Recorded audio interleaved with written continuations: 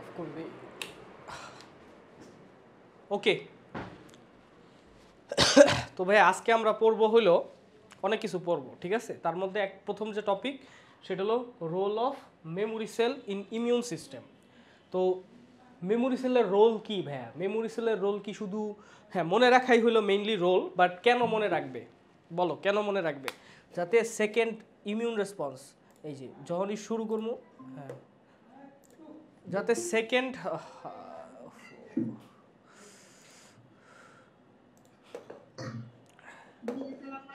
ওয়ালাইকুম আসসালাম। তাহলে ভাইয়া মেমোরি সেলের রোল কি? যাতে সেকেন্ড ইমিউন রেসপন্সটা ফাস্টার হয়। কত ফাস্ট? তোমার বডিতে জীবাণু প্রবেশ করছে, এটা বডিতে ডিজিজ প্রডিউস করার আগেই, মানে ডিজিজ মানে তোমার কি প্রডিউস করার আগে? ডিজিজ মানে হলো তোমার সিমটম, অ্যাকচুয়ালি সিমটম প্রডিউস করার আগেই, সিমটম প্রডিউস করার আগেই ওইটাকে মেরে ফেলবা, বুঝতে পারছো? সিমটম প্রডিউস করার জন্য কিন্তু বডিতে কনসিডারেবল অ্যামাউন্ট অফ ডিস্ট্রাকশন চালাইতে হয়। সো ওইটা চালানোর আগে মেরে ফেলবা, তাড়াতাড়ি ফাইন্ড আউট করে। সো দেখো রোল অফ ইমিউন সেল, দেখো একটা ইমিউন ক্রিয়া দুইটা জিনিসের উপর নির্ভর করে, এটা মনে রাখবা। অণুজীবের বিরুদ্ধে যুদ্ধের সাফল্য দুইটা জিনিসের উপর নির্ভর করে, এটা তোমাদের বইয়ে লেখা আছে। একটা নাম্বার হলো ইমিউন রেসপন্স, এটা আসলে ইমিউন রেসপন্স না, এটা হবে specific immune response. Specific immune response, যতটা স্পেসিফাই করতে পারবা জীবাণুরে ততটা টার্গেটেড ভাবে কিল করতে পারবা। যেমন ধরো সাপোজ এইখানে একটা জীবাণু আছে হারপিস সিমপ্লেক্স ভাইরাস, এখানে একটা জীবাণু আছে হেপাটাইটিস বি ভাইরাস, এখানে একটা জীবাণু আছে এইচআইভি ভাইরাস। এখন ধরো তুমি টেস্ট করতে পাঠাইছো, হ্যাঁ এগুলো টেস্ট করতে পাঠাইছো, টেস্ট করতে পাঠানোর পরে তুমি হারপিস সিমপ্লেক্স নেগেটিভ আসছে, তুমি খুশি। হেপাটাইটিস ভাইরাস নেগেটিভ আসছে, কিন্তু ভাইয়া এইচআইভি কি আসছে? পজিটিভ আসছে, ঠিক আছে। তাহলে এইচআইভি পজিটিভ আসলে এখন তার মানে কি, তোমার বডিতে এইচআইভির বিরুদ্ধে কি তৈরি হয়েছে? মেমোরি সেল তৈরি হয়েছে, তাই না? এইচআইভির বিরুদ্ধে মেমোরি সেল তৈরি হয়েছে। এখন ভাইয়া একটা বিষয় হলো এইখানে একটা মানে বিষয় হলো যে তোমার এইচআইভি হলো হেল্পার টি সেলের কাজ করতে দেয় না, হেল্পার টি সেলের নাম্বার কমায় ফেলে, ঠিক আছে। এই কারণে হলো হয়তো আপাতত ধরে নাও এইচআইভি, আচ্ছা এইচআইভি না দিয়ে অন্য কিছু দিই তাহলে বেটার মনে রাখতে পারবা। আর কি ভাইরাস আছে? এপস্টিন বার ভাইরাসটা দিই, এপস্টিন বার ভাইরাস, ঠিক আছে। এপস্টিন বার ভাইরাসের নাম শুনছো? বলো তো এপস্টিন বার ভাইরাস কি করে, জানো? কি করে? বইয়ে আছে, এটা বোটানি বইয়ে আছে, অণুজীব চ্যাপ্টারে আছে। হেপাটাইটিস করে, বুঝতে পারছো? লিম্ফোমাও করে। যাই হোক, এখন দেখো এপস্টিন বার ভাইরাস ধরো পজিটিভ আসলো, তার মানে কি তোমার বডিতে এপস্টিন ভাইরাসের বিরুদ্ধে মেমোরি সেল আছে। তো ভাইয়া মেমোরি সেল নেক্সট টাইম ধরো 3টা ভাইরাসই তোমার বডিতে ঢুকলো, এখন ভাইয়া মেমোরি সেল কি এটারে অ্যাটাক করবে নাকি এটারে অ্যাটাক করবে নাকি এটারে অ্যাটাক করবে? অবভিয়াসলি এটারে অ্যাটাক করবে। তাহলে স্পেসিফিকভাবে অ্যাটাক করে এটারে কিল করলো, তাহলে এটা হলো স্পেসিফিক ইমিউন রেসপন্স। আর সেকেন্ড হলো মেমোরি, তোমার কোনো রোগের এগেনস্টে যদি মেমোরি থাকে তাহলে সেই রোগরে তুমি অনেক তাড়াতাড়ি মারতে পারবা। যেমন এগুলো আমি মানে এগুলা বাংলা আলাপ আগেই করছি আমি, ঠিক আছে। যেমন ভাইয়া ফার্স্ট অ্যাটাকের পর কি হয়, তোমরা ইমিউন রেসপন্স পড়ছো, কীভাবে অ্যান্টিজেন প্রেজেন্টেশন হয়, কীভাবে কাহিনী হয়, কাহিনী হয় ভাইয়া আলটিমেটলি কি হয় ভাইয়া? Formation of antibody, clonal expansion of memory cell. কথা কি ভুল লেখছি না ঠিক লেখছি? অবভিয়াসলি কি লেখছি? ঠিক লেখছি। মেমোরি সেলগুলো ক্লোনাল এক্সপ্যানশন করে, এগুলো আগের ক্লাস না করলে কিচ্ছু বুঝতে পারবা না, কথা বুঝতে পারছো? সো ক্লোনাল অ্যান্টিবডি তৈরি হয়, ক্লোনাল এক্সপ্যানশন করে, তো clonal expansion of memory cell, তার মানে তোমার বডিতে এখন মেমোরি সেলের নাম্বার হইলো কি? নাম্বার হইলো অনেক বেশি, ঠিক আছে। আচ্ছা অ্যান্টিবডি কি করে ভাইয়া? অ্যান্টিবডি হইলো জীবাণুটারে ডিস্ট্রাকশন করে।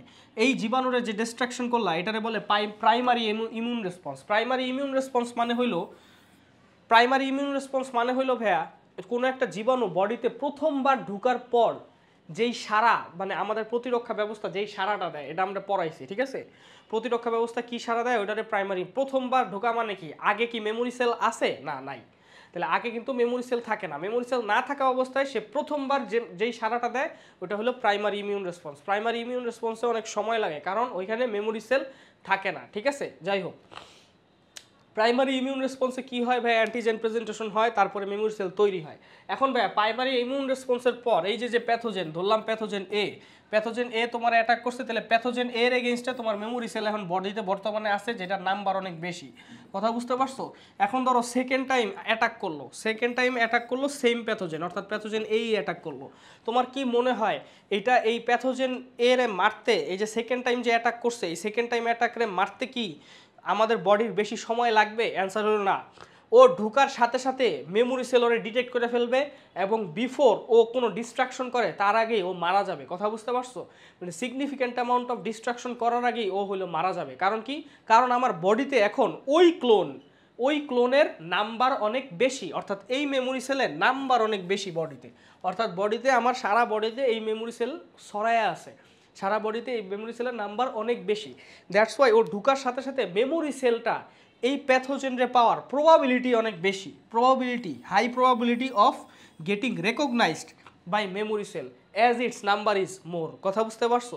তাহলে তাড়াতাড়ি রেকগনাইজ হয়ে তাড়াতাড়ি হইলো কি হবে, মেমোরি সেল দিয়ে সেকেন্ডারি ইমিউন রেসপন্স হবে, rapid action of memory cell, formation of antibody or cytotoxicity হলো ভাইরাস অথবা ক্যান্সার সেলের ক্ষেত্রে হয়, পড়াইছি সাইটোটক্সিক টি সেল করে, আর অ্যান্টিবডি হলো ভাইয়া বি সেল করে, তাই না, প্লাজমা কোষ। তো এইভাবে সে কি করবে, প্যাথোজেনটারে ডিজিজ হওয়ার আগেই কি করবে, ডিস্ট্রাকশন করবে। এখন ভাই ডিজিজ হওয়ার আগে যেহেতু ডিস্ট্রাকশন করে ফেলছো, ডিজিজ হওয়ার আগে মানে কি জানো, ডিজিজ না, এটা হলো সিমটম প্রকাশ করার আগেই তারে হলো ডিস্ট্রাকশন করে ফেলবে। কথা বুঝতে পারছো? তাহলে এটারে বলে ভাই সেকেন্ডারি ইমিউন রেসপন্স। এত দ্রুত কেন হয়? মেমোরি সেলের কারণে। এইটাই হলো ভাইয়া রোল অফ মেমোরি সেল। কথা কি বুঝতে পারছো? সব কি ক্লিয়ার নাকি না বলো?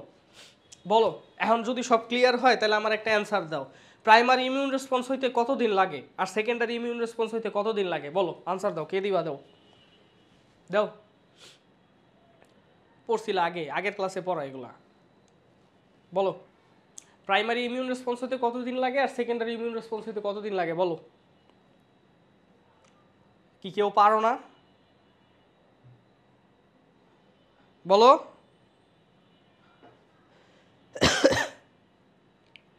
ঐশী বলো, প্রাইমারি ইমিউন রেসপন্স হইতে কতদিন লাগে আর সেকেন্ডারি ইমিউন রেসপন্স হইতে কতদিন লাগে? মুখ্য সারা হইতে কতদিন লাগে আর গৌণ সারা হইতে কতদিন লাগে? মুখ্য সারা, primary immune response. Good, very good. এটা হলো 2 সপ্তাহ। কেন এত বেশি লাগলো ভাইয়া? কারণ আগে মেমোরি সেল ছিল না, এখানে মেমোরি সেল ছিল, তার তাড়াতাড়ি রেকগনাইজ করে তাড়াতাড়ি করছে, তাহলে এটা হলো 2 থেকে 3 দিন। That's it. Okay fine. এখন আসো, দেখো কিছু জমা রাখা এবং প্রয়োজনে তা স্মরণ করার স্মৃতি বলে। স্মৃতি কাকে বলে বুঝতে পারছো? এটা খুবই ইম্পর্টেন্ট। হ্যাঁ, স্মৃতি কাকে বলে আসতে পারে কিন্তু। আচ্ছা, স্মৃতি সংরক্ষণ এবং যথাসময় পুনর্ব্যবহার দেহ রক্ষায় অত্যন্ত গুরুত্বপূর্ণ বিষয়। না বললে আমরা জানতামই না। প্রত্যেক মানুষ প্রতিনিয়ত নানান প্রাকৃতিক আক্রমণকারীর শিকার হচ্ছে। হ্যাঁ, আমি তো হইতেছি, প্রতিনিয়ত ইনসাল্টের শিকার হচ্ছি তোমাদের দ্বারা। মানবদেহে চোখের আড়ালে সেসব আক্রমণ থেকে কিভাবে নিজেকে রক্ষা করা যায় তা আমাদের জানা দরকার। ইয়েস। তারপরে আসো, যাই হোক এই পেজটা হুদাই। তারপরে আসো, দেহ প্রতিরক্ষায় কিভাবে, কোন লেভেলে, ওরে ভাই রে ভাই, কোন লেভেলে কোন প্রহরী ক্লান্তিহীনভাবে কাজ করে যাচ্ছে তা জানতে পারলে নিরোগ দেহের প্রয়োজনীয়তা এবং দেহ নিরোগ রাখার উপায় সহজতর হবে। গ্রেট। তারপরে আসো, প্রতিরক্ষার প্রধান কাজ হচ্ছে অণুজীবের বিরুদ্ধে যুদ্ধ করা। এটা তো ঠিক আছে ভাই, ফাইন, কিন্তু যুদ্ধের সাফল্য কয়টি বিষয়ের উপর নির্ভর করে ভাইয়া? 2টি বিষয়ের উপরে। একটা হইলো স্পেসিফিক ইমিউন রেসপন্স, দেখো সুনির্দিষ্ট প্রতিরক্ষা সারা। সেকেন্ড হইলো ভাইয়া মনে রাখা, অর্থাৎ মেমোরি রাখা। কথা বুঝতে পারছো? আচ্ছা, 2 ধরনের কোষ কাজে নিয়োজিত আছে ভাইয়া। 2 ধরনের কোষের নাম কি বলো? 2 ধরনের কোষ এই কাজে নিয়োজিত আছে। 2 ধরনের কোষের নাম কি বলো? বলো। একটা হইলো ভাইয়া মেমোরি সেল, আরেকটা কি? কি? টি সেল। 2 ধরনের কোষ। একটা কি ছিল? Memory sell. আর একটা কি? কার্যকর কোষ ছিল না, ইফেক্টর সেল। কি মনে নাই তোমার? নেশা টেশা কইরা আসছো নাকি আজকে? বলো তো। এই বুঝতে পারছো কি বলছি? এই হলো 2 ধরনের কোষ। কথা কি বুঝতে পারছো? বলো। কোষগুলো সারা দেহে সংবহিত হয় এবং অনুপ্রবেশকারী, এটা বুঝতে পারছো না? কার্যকর কোষ। বি কোষেরও মেমোরি আছে, কার্যকর আছে। টি কোষেরও মেমোরি আছে, কার্যকর আছে। ধরন কয়টা? 2টা। এবার সংবহিত অনুপ্রবেশকারী জীবাণু খুঁজে বেড়ায় এবং আগের কথা মনে রেখে দ্রুত জীবাণু ধ্বংসে কার্যকর ভূমিকা পালন করে, এটা তো আমি, ঠিক আছে। আচ্ছা, আগের কথা মনে রাখি সব। জীবাণু সম্বন্ধে আগে থেকেই ধারণা থাকায় রোগ সৃষ্টি সম্পূর্ণভাবে প্রতিহত হয়, কিংবা প্রকাশ ঘটলেও তার মাত্রা অনেক সামান্য ও অক্ষতিকর পর্যায়ে থাকে। বুঝতে পারছো? কারণ কি, দ্রুত ইমিউন রেসপন্স হয়, দ্রুত সারা হয়, তাই ডিজিজ মানে ইন দ্য ফার্স্ট প্লেস প্রডিউসই হইতে পারে না, সিমটমই প্রডিউস হয় না। সেকেন্ডলি যদি প্রডিউস হয়, আগে তো তুমি যত ভুগছিলা তার থেকে তুমি এখন কম ভুগবা। কথা বুঝতে পারছো? যাই হোক, দেহের প্রতিরক্ষা ব্যবস্থা অত্যন্ত গুরুত্বপূর্ণ ভূমিকা পালন করে। অ্যান্টিজেনকে চিহ্নিত করা স্মৃতিকোষ হচ্ছে লিম্ফোসাইট নামক অদানাদার শ্বেত রক্তকণিকা, যেমন টি লিম্ফোসাইট ও বি লিম্ফোসাইট। তাহলে ভাইয়া মেমোরি সেল কার কার পসিবল? মোনোসাইটের পসিবল, বেসোফিলের পসিবল, নিউট্রোফিলের পসিবল, নাকি লিম্ফোসাইটের পসিবল মেমোরি সেল? অ্যান্সার কি বলো? লিম্ফোসাইটের পসিবল। বি লিম্ফোসাইট আর টি লিম্ফোসাইটের কি আছে? মেমোরি সেল তৈরি হয়। ম্যাক্রোফেজ, মনোসাইট এগুলোর কোনো মেমোরি সেল তৈরি হয়? বলো। নিউট্রোফিলের তৈরি হয়? বলো। অ্যান্সার কি না? এখন তাহলে বুঝো, যার মেমোরি তৈরি হবে সেই তো স্পেসিফিকভাবে টার্গেট করতে পারবে, তাই না? ধরো তুমি রাস্তা দিয়ে যাইতেছো, সব মানুষের কি তুমি থাপ্পড় মারবা? না, মানে সব মানুষ, এটা একটা ভালো ভালো এক্সাম্পল হয় না। যাই হোক, ধরো তোমার পিছে তোমার 10 জন টিচার পড়ায়, এখন তোমার পিছে একটা টিচার অনেক মানে অনেক বেশি ভালো বাজেভাবে লাগছে, ঠিক আছে। এখন তুমি কি ওই টিচারের নামে বিচিং করবা নাকি বাকি 9 জনের নামে করবা? বলো। অ্যান্সার হলো ওই যে মেমোরির কারণে তুমি ওই টিচারের নামে কি করবা? বিচিং করবা। এখন দেখো তাহলে ভাইয়া, মেমোরি যার আছে সেই কিন্তু স্পেসিফিকভাবে টার্গেট করতে পারে, তাই না? সেই মনে রাখতে পারে, সেই স্পেসিফিকভাবে টার্গেট করতে পারে। এই কারণে টি লিম্ফোসাইট আর বি লিম্ফোসাইট হলো স্পেসিফিক ইমিউনিটি বা সুনির্দিষ্ট ইমিউনিটির কোষ। কথা বুঝতে পারছো? অন্য কেউ কিন্তু সুনির্দিষ্ট ইমিউনিটি দিতে পারে না। সুনির্দিষ্ট ইমিউনিটি মানে কি জানো? স্পেসিফিকভাবে আমি ওরই টার্গেট করবো। যেমন তোমার একটু আগে দেখো, এইখানে কিন্তু হারপিস সিমপ্লেক্সও ছিল, এপস্টিন বারও ছিল, আবার কি হেপাটাইটিস বিও ছিল, কিন্তু ও অ্যাটাক করছে কারে? এপস্টিন বারে। কারণ কি, এপস্টিন বারের কথা ও মনে রাখছে, তাহলে স্পেসিফিকভাবে অ্যাটাক করছে। যদিও হারপিস সিমপ্লেক্স আর কি হেপাটাইটিস বি আছে, ওই দুটার কিন্তু অ্যাটাক করে নাই, কারণ ওই দুটা তোমার আগে অ্যাটাক করে না, ওই দুটার মেমোরি নাই। কথা বুঝতে পারছো? আচ্ছা ফাইন, এরপর আসো লাস্ট। যাই হোক, এখানে টি লিম্ফোসাইট প্রতিরক্ষা ব্যবস্থাকে সক্রিয় করে। ভাই, কোন টি লিম্ফোসাইট প্রতিরক্ষা ব্যবস্থাকে সক্রিয় করে? কুইজ বলো। কোনটা প্রতিরক্ষা ব্যবস্থার মেইন সুইচ হিসেবে কাজ করে? ভাই, টিপ দিলে সক্রিয় হয়ে যায় কোনটা? বলো। হেল্পার টি সেল। তাহলে এটা হেল্পার টি সেলের কথা বলতেছে। আচ্ছা, জীবাণুকে সরাসরি আক্রমণ করে কোন টি লিম্ফোসাইট? সরাসরি আক্রমণ সাইটোটক্সিক টি সেল। আর বি সেল কি করে? অ্যান্টিবডি তৈরি করে আক্রমণ করে, তাই না? তাহলে দেখো, অন্যদিকে বি লিম্ফোসাইট কি করে? অ্যান্টিবডি উৎপাদন করে আক্রমণ করে। হ্যাঁ বলো।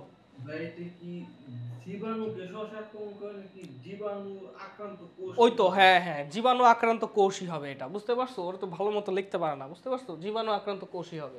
আচ্ছা, এসব কোষ অস্থিমজ্জা স্টেম কোষ থেকে সৃষ্টি হয় এবং লসিকা বাহিকার মাধ্যমে থাইমাস, লসিকা পর্ব, লোহিতা, হৃৎপিণ্ডের কাছাকাছি রক্ত সংবহনতন্ত্রে পৌঁছে পরিণত হয়। ঠিক আছে? যাই হোক, কোন কোন অর্গানের মাধ্যমে পরিণত হয় এটা আমরা দেখাবো, সমস্যা নেই। এখন আসো, স্মৃতিকোষের প্রধান ভূমিকা হচ্ছে, দেখো স্মৃতিকোষ, memory T cell, memory B সেলের প্রধান ভূমিকা হচ্ছে দেহের প্রতিরক্ষা ব্যবস্থাকে সুদৃঢ় করে অণুপ্রবিষ্ট জীবাণুর বিরুদ্ধে অনাক্রম্য মানে ইমিউনিটি গড়ে তোলা। একই কথা বারবার লিখতেছে, মনে হইতেছে বাংলা পড়তেছি, ঠিক আছে। এইভাবে গড়ে ওঠে অর্জিত প্রতিরক্ষার ব্যবস্থা। অর্জিত মানে কি ভাইয়া বলো তো? অর্জিত মানে কি? Acquired immunity. অ্যাকওয়ার্ড মানে কি বলো তো? যে জন্মের সময় ছিল না। অ্যাকওয়ার্ড মানে কি ভাইয়া? তুমি যখন জন্ম হইছো তখন কি ছিল? ছিল না। বা তুমি যখন মায়ের, হ্যাঁ বলতে পারো তুমি। অ্যাকওয়ার্ড ইমিউনিটি মানে যেটা তোমার বডিতে নিয়ে জন্মাও নাই। কথা বুঝতে পারছো? এটা বলে অ্যাকওয়ার্ড। এখন তুমি ভাই একটা রোগে ভুগছো, রোগে ভুগার পর কি তোমার বডিতে ওই রোগের বিরুদ্ধে মেমোরি কোষ তৈরি হবে না? তাহলে এটা কি অর্জন করলা নাকি তুমি এটা জন্মগতভাবেই পাইছো? অর্জন করছো। রোগে ভুইগা তুমি এই মেমোরি সেলটাকে কি করছো? অ্যাকোয়ার করছো। তাই এটা অ্যাকোয়ার্ড ইমিউনিটি বা অর্জিত প্রতিরক্ষা ব্যবস্থা বলে। আচ্ছা, প্রথমবার কোনো জীবাণু দেহে সংক্রমণ ঘটলে তার বিরুদ্ধে সারা দিয়ে যেভাবে রোগমুক্ত হয় তাকে কি বলে ভাইয়া? প্রাইমারি সারা অথবা মুখ্য সারা বলে। আবারও যদি এই জীবাণু আক্রমণ করে তখন স্মৃতিকোষগুলো প্রাইমারি সারার স্মৃতি কথা মনে করে দ্রুত সারা দিয়ে দেহকে কি করে? রোগমুক্ত রাখে। দ্বিতীয়বারের এই সারারে গৌণ সারা বা সেকেন্ডারি রেসপন্স বলে। সেকেন্ডারি সারার কারণে আমরা প্রথমে একবার ঘটে যাওয়া সংক্রমণ আর তেমন টেরই পাই না। ওই যে আমি বলছি না, সিমটমই প্রডিউস হয় না। ধরো করোনা ভাইরাস তোমার আক্রমণ করছে, অ্যান্টিবডি তোমার হয়েছে করোনা ভাইরাসের বিরুদ্ধে, বুঝতে পারছো? অ্যান্টিবডি তোমার হয়েছে করোনা ভাইরাসের বিরুদ্ধে। এখন তুমি বলবা যে ভাই ভাইরাস আক্রমণ করলে না সাইটোটক্সিক টি সেল অ্যাক্টিভেট হয়, তাহলে তো ভাই অ্যান্টিবডি প্রডিউস হওয়ার কথা না। আদনান, তুমি মনে আছে আমার একটা কোয়েশ্চেন করছিলা যে ভাই এই যে কি জানি আপনার টি হেল্পার 1 সেল যদি অ্যাক্টিভেট হয় তাহলে সাইটোটক্সিক টি সেল অ্যাক্টিভেট হবে, আবার কি অ্যান্টিবডিও কি হবে প্রডিউস হবে, বি সেলও কিন্তু অ্যাক্টিভ হবে, অ্যান্টিবডিও প্রডিউস হবে। এটা আদনানের কোয়েশ্চেনের আনসার আমি দিছিলাম, কথা বুঝতে পারছো? তোমরা যদি ঠিক মতো না পড়ালেখা করো আমি কি করবো? আচ্ছা, কিংবা একেবারেই টেরই পাই না, যাই হোক। আচ্ছা, তারপর দ্বিতীয়বার কোনো জীবাণুর প্রবেশ ঘটলে স্মৃতিকোষ আর স্বাভাবিক না থেকে দ্রুত বিপুল সংখ্যক ক্লোনাল এক্সপানশন করে। ক্লোনাল এক্সপানশন করে প্রয়োজনীয় টি লিম্ফোসাইট সৃষ্টি করে। প্রয়োজনীয় বিভিন্ন ধরনের টি লিম্ফোসাইট মানে cytotoxic T lymphocyte, helper T lymphocyte, helper T 1 cell, helper T 2 cell, কথা বুঝতে পারছো? এগুলা না, helper T 1 cell, helper T 2 cell তো একবার সৃষ্টি হয়েছেই। তো ওই হেল্পার টি সেলগুলা যেটা টি 1 টি 2 হয়েছে ওই ক্লোনটা আবার এক্সপান্ড করে, কথা বুঝতে পারছো? অন্যদিকে স্মৃতি বি কোষ মানবদেহের রক্তের প্রবাহে দীর্ঘদিন অতন্ত্র প্রবাহের মতো থাকে। এই স্বাভাবিক অবস্থায় অ্যান্টিবডি ক্ষরণ করে ডিফেন্স দেয়। এইটাই হলো কাহিনী, কথা বুঝতে পারছো? তো যাই হোক, এগুলো বাংলা আছে, এগুলো পয়রা নিও। লিম্ফোসাইট কয় প্রকার ভাইয়া বলো? লিম্ফোসাইট কয় প্রকার বলো? বলো বলো বলো, কয় প্রকার? 3 প্রকার। কি কি? B T N K cell. Good. B লিম্ফোসাইটের নাম বি লিম্ফোসাইট কেন হয়েছে? কারণ এটা বোন ম্যারো থেকে প্রডিউস হয়, তাই না? আচ্ছা, টি লিম্ফোসাইটের নাম টি লিম্ফোসাইট কেন হয়েছে ভাইয়া? কারণ এটা থাইমাস থেকে প্রডিউস হয়, নাকি নাকি না? কি কি বলো? নাফিম কি বলো? ঐশী কি বলো? সুমাইয়া কি বলো? আদনান তো জিজি করতেছে। লামিয়া কি বলো? টি লিম্ফোসাইটের নাম টি লিম্ফোসাইট হয়েছে কারণ কি এটা থাইমাস থেকে প্রডিউস হয়। Agree or disagree? তাড়াতাড়ি ভাই একটু রেসপন্স করো, নইলে আগাইতে পারবো না। বলো। অ্যাগ্রি? অ্যাগ্রি? সি থু। টি লিম্ফোসাইটও বোন ম্যারো থেকেই প্রডিউস হয়, থাইমাসে ম্যাচিউর হয়। কি ভাইয়া? সব রক্তকণিকা, সকল রক্তকণিকা কোথা থেকে প্রডিউস হয়? Stem cell. Stem cell bone marrow ছাড়া অ্যাডাল্ট হিউম্যানে আর কোথাও থাকে না, থাইমাসে কোনো স্টেম সেল নাই। তাহলে স্টেম সেল থেকেই তো প্রডিউস হবে, নাকি? তাহলে ভাইয়া কি কি পড়লা তোমরা বলো তো? রক্ত এমনি পড়লে লাভ আছে? বলো তাহলে বোন ম্যারো থেকে কি হয় ভাইয়া বলো তো? টি লিম্ফোসাইট প্রডিউস হয় কই থেকে? আর ম্যাচিউর হয় কোথায়? থাইমাসে। ম্যাচিউর হয় মানে এডুকেশন পায়। এডুকেশন মানে কি ভাইয়া? এই যে ভাইয়া দেখো, তোমরা একটা জিনিস দেখছিলা না, এখানে অনেকগুলো সেল আছে। ধরো আমি তোমাদের জিনিসটা দেখাই, এটা কি আছে এখানে? হ্যাঁ আছে আছে আছে। এই যে তোমরা দেখছিলা না যে অনেক মানে টাইপের মানে এখানে আমাদের সেল আছে, তাই না? তাহলে স্কোয়ার শেপ অ্যান্টিজেনটা এটা হলো নিজের নিজের বডির সেল। এটা কি ভাইয়া? নিজের বডির সেল। তাহলে স্কোয়ার শেপ অ্যান্টিজেনটা কি সেলফ অ্যান্টিজেন না ফরেন অ্যান্টিজেন? Self antigen. এখন ভাইয়া দেখো, তুমি যদি একটা টি লিম্ফোসাইটে ট্রেন না করো, ওর ধরো ওর এইখানে সাপোজ ওর এইখানে তোমার এরকম স্কোয়ারের রিসেপ্টর আছে, তো ভাইয়া স্কোয়ার স্কোয়ার লাগা গেলে কি অটো ইমিউনিটি হবে না? মানে স্কোয়ার স্কোয়ার যদি লাগা যায়, মানে রিসেপ্টরে যদি ঢুকা যায়, তখন কি এই টি লিম্ফোসাইট অ্যাক্টিভ হয়ে পারফোরিন আর গ্র্যানজাইম ক্ষরণ করে কি এই নিজের সেলরে ডিস্ট্রয় করে ফেলবে না? এটারে কি বলে বলো তো? Auto immunity. মানে হইল নিজের বডির টি লিম্ফোসাইট নিজের সেলরে কি করতেছে? মারতেছে, সেলফ অ্যান্টিজেন থাকা সত্ত্বেও। তাইলে ভাইয়া তুমি ওরে থাইমাসে কি করো? ও প্রডিউস হয় বোন ম্যারো থেকে, কিন্তু থাইমাসে ও কি হয় জানো? থাইমাসে ওরে এডুকেট করা হয় কি নিয়ে? থাইমাসে আমাদের বডির সেলফ অ্যান্টিজেনগুলোর স্যাম্পল আছে, কথা বুঝতে পারছো?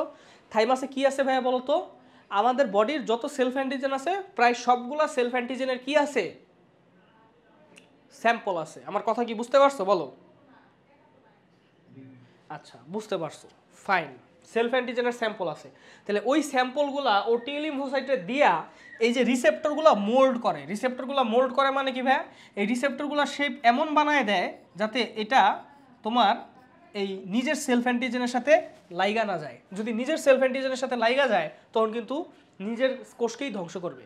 তো রিসেপ্টরগুলো চেঞ্জ করে সেলফ অ্যান্টিজেন থেকে ডিফারেন্ট বানায় দেয় যাতে ওরা নিজে না মারে। আমি কি ভাই বুঝাইতে পারছি?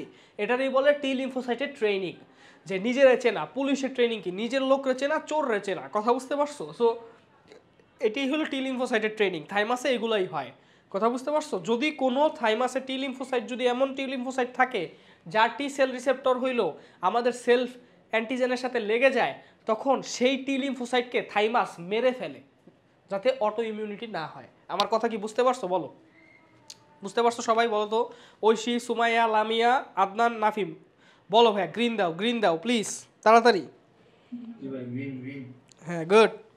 আচ্ছা, এখন দেখো তাহলে তোমরা এটা বুঝতে পারলা। Okay fine. এখন আমরা কই ছিলাম? ছিলাম না কই? ছিলাম একটু উপরে। ফাইন। আচ্ছা, এখন তাইলে ভাইয়া লিম্ফোসাইট, এনকে সেল বলো তুমি, বি লিম্ফোসাইট বলো, টি লিম্ফোসাইট বলো, সবগুলো প্রডিউস হবে স্টেম সেল থেকে।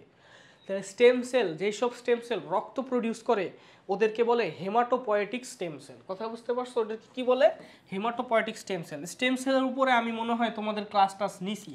তোমরা যদি টিস্যুতন্ত্রের ক্লাসটা করো তোমরা বুঝতে পারবা স্টেম সেলের ইস্যুটা কি। তোমরা কি কেউ টিস্যুতন্ত্র ক্লাস করছো? আমার বলো তো, করছো টিস্যুতন্ত্রের ক্লাস? বলো, ক্লাস করছো না? স্টেম সেল কি বুঝছো? আচ্ছা, স্টেম সেল হইল ভাই এমন একটা কোষ যে নাকি যে কোনো কোষে কনভার্ট হওয়ার ক্ষমতা আছে। ঠিক আছে, আমি বলতেছি, এই হলো একটা কোষ যার নাকি যে কোনো কোষে কনভার্ট হওয়ার ক্ষমতা আছে। সে চাইলে, এটা হলো একটা শিশু টাইপের কোষ। একটা শিশুর কিন্তু যে কোনো কিছু হওয়ার প্রবাবিলিটি আছে। সে ইঞ্জিনিয়ারও হইতে পারে, সে ডাক্তারও হইতে পারে, সে পাইলটও হইতে পারে, সে আর্মি অফিসারও হইতে পারে, সে খেলোয়াড়ও হইতে পারে, অনেক কিছুই হইতে পারে। কথা বুঝতে পারছো? তো এটা একটা শিশু টাইপের কোষ। এখন কথা হইলো এর ক্ষমতা আছে ভাইয়া রেড ব্লাড সেল প্রডিউস হওয়া, এটার ক্ষমতা আছে হোয়াইট ব্লাড সেল প্রডিউস করা, মনোসাইট ধরো হোয়াইট ব্লাড সেল প্রডিউস করা, এটার ক্ষমতা আছে ভাইয়া নিউরন প্রডিউস করা। কথা বুঝতে পারছো? ইভেন এটার ক্ষমতা আছে মাসল প্রডিউস করা, মাসল সেল প্রডিউস করা, স্মুথ মাসল সেল। যাই হোক, এখন ভাইয়া স্টেম সেল চাইলে বডির যে কোনো কোষে কনভার্ট হইতে পারে। স্টেম সেলের এই ক্ষমতাটাকে বলে টটিপটেন্সি, মানে টোটাল পটেন্সি। কি ভাইয়া? টোটাল পটেন্সিরে কি বলে? টটিপটেন্সি। টোটাল পটেন্সি মানে টটিপটেন্সি মানে কি ভাইয়া? মানে হলো ও চাইলে আমাদের বডির যত কোষ আছে সব ধরনের কোষে কনভার্ট হওয়ার সে ক্ষমতা রাখে। কিন্তু ভাইয়া একটা শিশু যেমন সব কিছু হওয়ার ক্ষমতা রাখে, সে কি সব কিছু হইতে পারে? নাকি সে যে কোনো একটা জিনিসই হয়? সে কি যে কোনো একটা জিনিসই হয়? তো ঠিক তেমনই ভাইয়া আমাদের স্টেম সেলও ক্ষমতা রাখে যে কোনো কিছুতে কনভার্ট হওয়ার, কিন্তু কনভার্ট হয় আলটিমেটলি যে কোনো একটাতেই। এখন কিভাবে সে কনভার্ট হয় ভাইয়া? স্টেম সেলের গায়ে ভাইয়া অনেক ধরনের রিসেপ্টর আছে। বুঝতে পারছো? সব ধরনের, প্রায় বিভিন্ন ধরনের কেমিক্যালের জন্য তার রিসেপ্টর আছে। তো ধরো এই যে কেমিক্যালের রিসেপ্টরটা আছে, এই কেমিক্যালের রিসেপ্টরটা ধরো এরিথ্রোপয়েটিনের জন্য রিসেপ্টর। সাপোজ এটা হলো এরিথ্রোপয়েটিনের জন্য রিসেপ্টর। এরিথ্রোপয়েটিন নামে কি চিনো তো নাকি? নাকি ওইটাও চিনো না? বলো, চিনো না এরিথ্রোপয়েটিন? কই থেকে খরিত হয় এরিথ্রোপয়েটিন? কিডনি। গুড। আচ্ছা, তাহলে ধরো এটা এরিথ্রোপয়েটিনের জন্য রিসেপ্টর। এটা ধরো একটা গ্রানুলোসাইট ফ্যাক্টর, মানে এটাও একটা কেমিক্যালের জন্য রিসেপ্টর, যেই কেমিক্যালের নাম হলো ধরো গ্রানুলোসাইট স্টিমুলেটিং ফ্যাক্টর, মানে গ্রানুলোসাইট ফ্যাক্টরের জন্য রিসেপ্টর। ঠিক আছে, গ্রানুলোসাইট স্টিমুলেটিং ফ্যাক্টর, জিএসএফ কেমিক্যালের জন্য রিসেপ্টর। তো ধরো এই স্টেম সেলটার গায়ে এরিথ্রোপয়েটিন এসে লাগলো, তখন কি ভাই এটা নিউরনে কনভার্ট হবে, মাসেলে কনভার্ট হবে, নাকি আরবিসিতে কনভার্ট হবে? বলো, আরবিসিতে কনভার্ট হবে নাকি? যেই কেমিক্যাল সবার আগে এসে লাগবে ওইটাতেই ও কনভার্ট হবে। যদি এরিথ্রোপয়েটিন না লাইগা এটার মধ্যে গ্রানুলোসাইট স্টিমুলেটিং ফ্যাক্টর লাগতো, তখন এটা একটা গ্রানুলোসাইটে কনভার্ট হইতো, অর্থাৎ নিউট্রোফিল, বেজোফিল অথবা তোমার ইওসিনোফিল। আমার কথা কি বুঝতে পারছো? বলো, এটা হলো স্টেম সেলের ক্যারেক্টার। তেমনই ভাইয়া তাহলে স্টেম সেলের উপরে লিম্ফোকাইন নামের যদি কিছু লাগে, অর্থাৎ কোনো কেমিক্যাল লাগে, তাহলে এটা লিম্ফো। আচ্ছা, by the way, stem cell ভাইয়া এটা হলো একটা স্টেম সেল।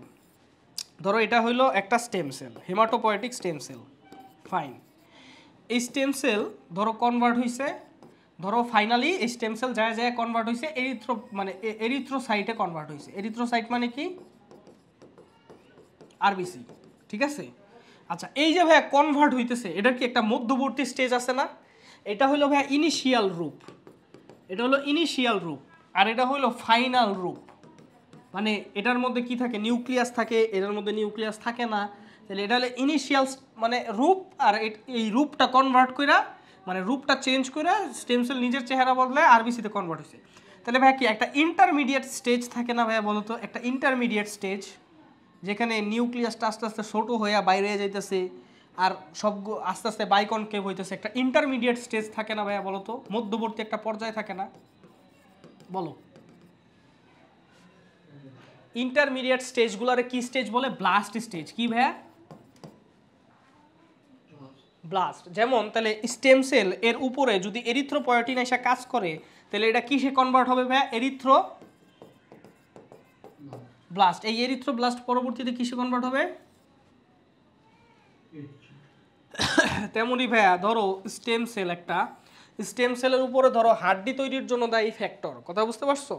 ধরো অস্টিও সামথিং একটা কাজ করলো, ঠিক আছে, হাড্ডি তৈরির জন্য দায়ী একটা ফ্যাক্টর কাজ করলো, তাহলে এটা আলটিমেটলি ফাইনালি অস্টিওসাইটে কনভার্ট হবে, অস্টিওসাইটে কনভার্ট হবে, তাই না? ক্যালসিয়াম জমা করে সে অস্টিওসাইটে, আমি জাস্ট বললাম বোন ফ্যাক্টর কাজ করলো, বোন তৈরির জন্য ফ্যাক্টর, কথা বুঝতে পারছো? কাজ করলো, তাহলে বোন ফ্যাক্টর। তাহলে মধ্যবর্তী স্টেজটার নাম কি হবে ভাইয়া? এই তো বুঝতে পারছো কোনটা কি হইছে? বুঝতে পারছো? বলো। তাহলে ভাইয়া হেমাটোপয়েটিক স্টেম সেল যদি আলটিমেটলি কোনো লিম্ফোসাইট তৈরি করে, আলটিমেটলি যদি কোনো লিম্ফোসাইট তৈরি করে, তাহলে মধ্যবর্তী স্টেজটার নাম কি হবে ভাইয়া? লিম্ফোব্লাস্ট, কথা বুঝতে পারছো? তাহলে দেখো হেমাটোপয়েটিক স্টেম সেল এটা লিম্ফোব্লাস্ট তৈরি করবে। এই লিম্ফোব্লাস্ট ভাইয়া তিনটা জিনিসে কনভার্ট হতে পারে। এখানে আবার মানে এখানে একটা কেমিক্যাল লাগার পরে এটা লিম্ফোব্লাস্ট তৈরি হলো, এইখানে আবার কেমিক্যাল লাগার কারণে এটা তিনটা জিনিসে কনভার্ট হতে পারে। যেমন এটা হলো টি সেলে কনভার্ট হতে পারে, এটা হলো ভাইয়া টি সেলে কনভার্ট হতে পারে যদি এটা বোন ম্যারোতেই ম্যাচিওর হয়।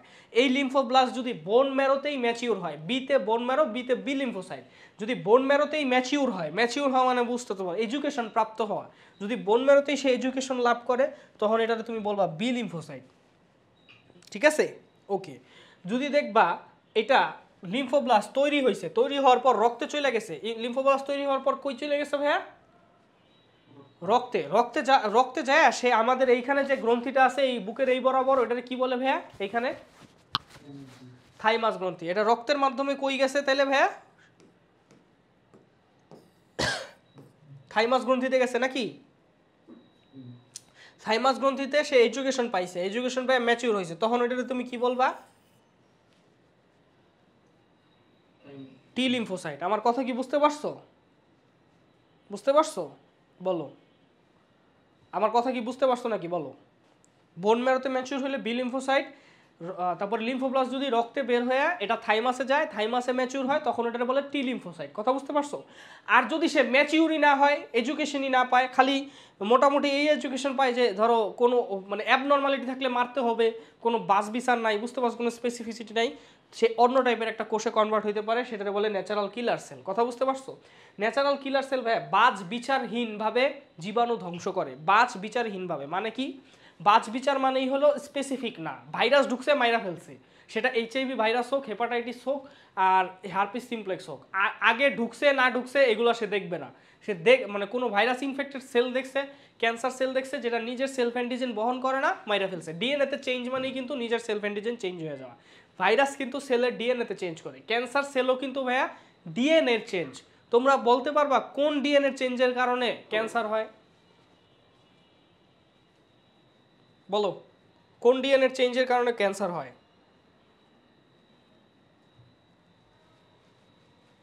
বলো। এগুলা না পারলে হইব? বলো তো, কেউ পারো না? P52 ডিফেক্টিভ P52 এর কারণে কি হয়? P52 না তো, P53 ডিফেক্টিভ P53 এর কারণে কি হয়? ক্যান্সার হয়। ডিফেক্টিভ P53 জিনের আরেকটা নাম কি জানো? অঙ্কোজিন। অঙ্কোজিন মানে কি জানো? অঙ্ক মানে কি বলো তো? অঙ্কোলজিস্ট মানে কি? ক্যান্সার বিশেষজ্ঞ। তাহলে অঙ্কোজিন মানে যেই জিনটা ক্যান্সার তৈরি করে ওটাতে বলে অঙ্কোজিন। কথা বুঝতে পারছো? ফাইন, এখন আসো তাহলে T lymphocyte, B lymphocyte, NK cell এগুলো নিয়ে কথা শেষ। এখন ভাইয়া তুমি জানো যে বি লিম্ফোসাইট আর টি লিম্ফোসাইটের মেমোরি আছে। মেমোরি আছে মানে ও প্রিভিয়াস কথা মনে রাখায় স্পেসিফিকভাবে টার্গেট করতে পারবে, দ্যাটস ওয়াই ওরা হলো স্পেসিফিক ইমিউনিটি, এনকে সেল হলো নন স্পেসিফিক। এখন আসো টি লিম্ফোসাইট কয় প্রকার ভাইয়া? টি লিম্ফোসাইট কয় প্রকার বলো তো? কয় প্রকার বলো? শুরুতে কয় প্রকার? 2 প্রকার। কি কি বলো? বলো কি কি বলো? টি লিম্ফোসাইট আবার বিটি নাকি? ভালো শিখছো। টি লিম্ফোসাইট কয় প্রকার বলো?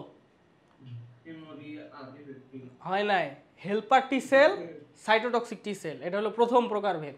হেল্পার টি সেল আর কি? সাইটোটক্সিক টি সেল। হেল্পার টি সেলের মেমোরি আছে, ইফেক্টর আছে। সাইটোটক্সিক টি সেলের মেমোরি আছে, ইফেক্টর আছে। কথা কি বুঝতে পারছো? হেল্পার টি সেল কয় প্রকার? 2 প্রকার। একটা হলো হেল্পার টি 2 সেল, একটা হলো হেল্পার টি 1 সেল। বলো তো helper T 1 cell, helper T 2 sell কারে অ্যাক্টিভেট করে? বি সেলকে নাকি সাইটোটক্সিক টি সেলকে? আগের ক্লাসের পড়া ভাইয়া, আগের ক্লাসের পড়া। বি সেলকে। তাহলে বি সেলকে যদি অ্যাক্টিভেট করে, বি সেলকে যদি অ্যাক্টিভেট করে তাহলে ভাইয়া কি প্রডিউস হয়? অ্যান্টিবডি প্রডিউস হয়। এটার জানি কি বলে ভাইয়া? হিউমোরাল ইমিউনিটি না cell mediated immunity? Humoral immunity. Good, তাহলে বোঝা গেছে।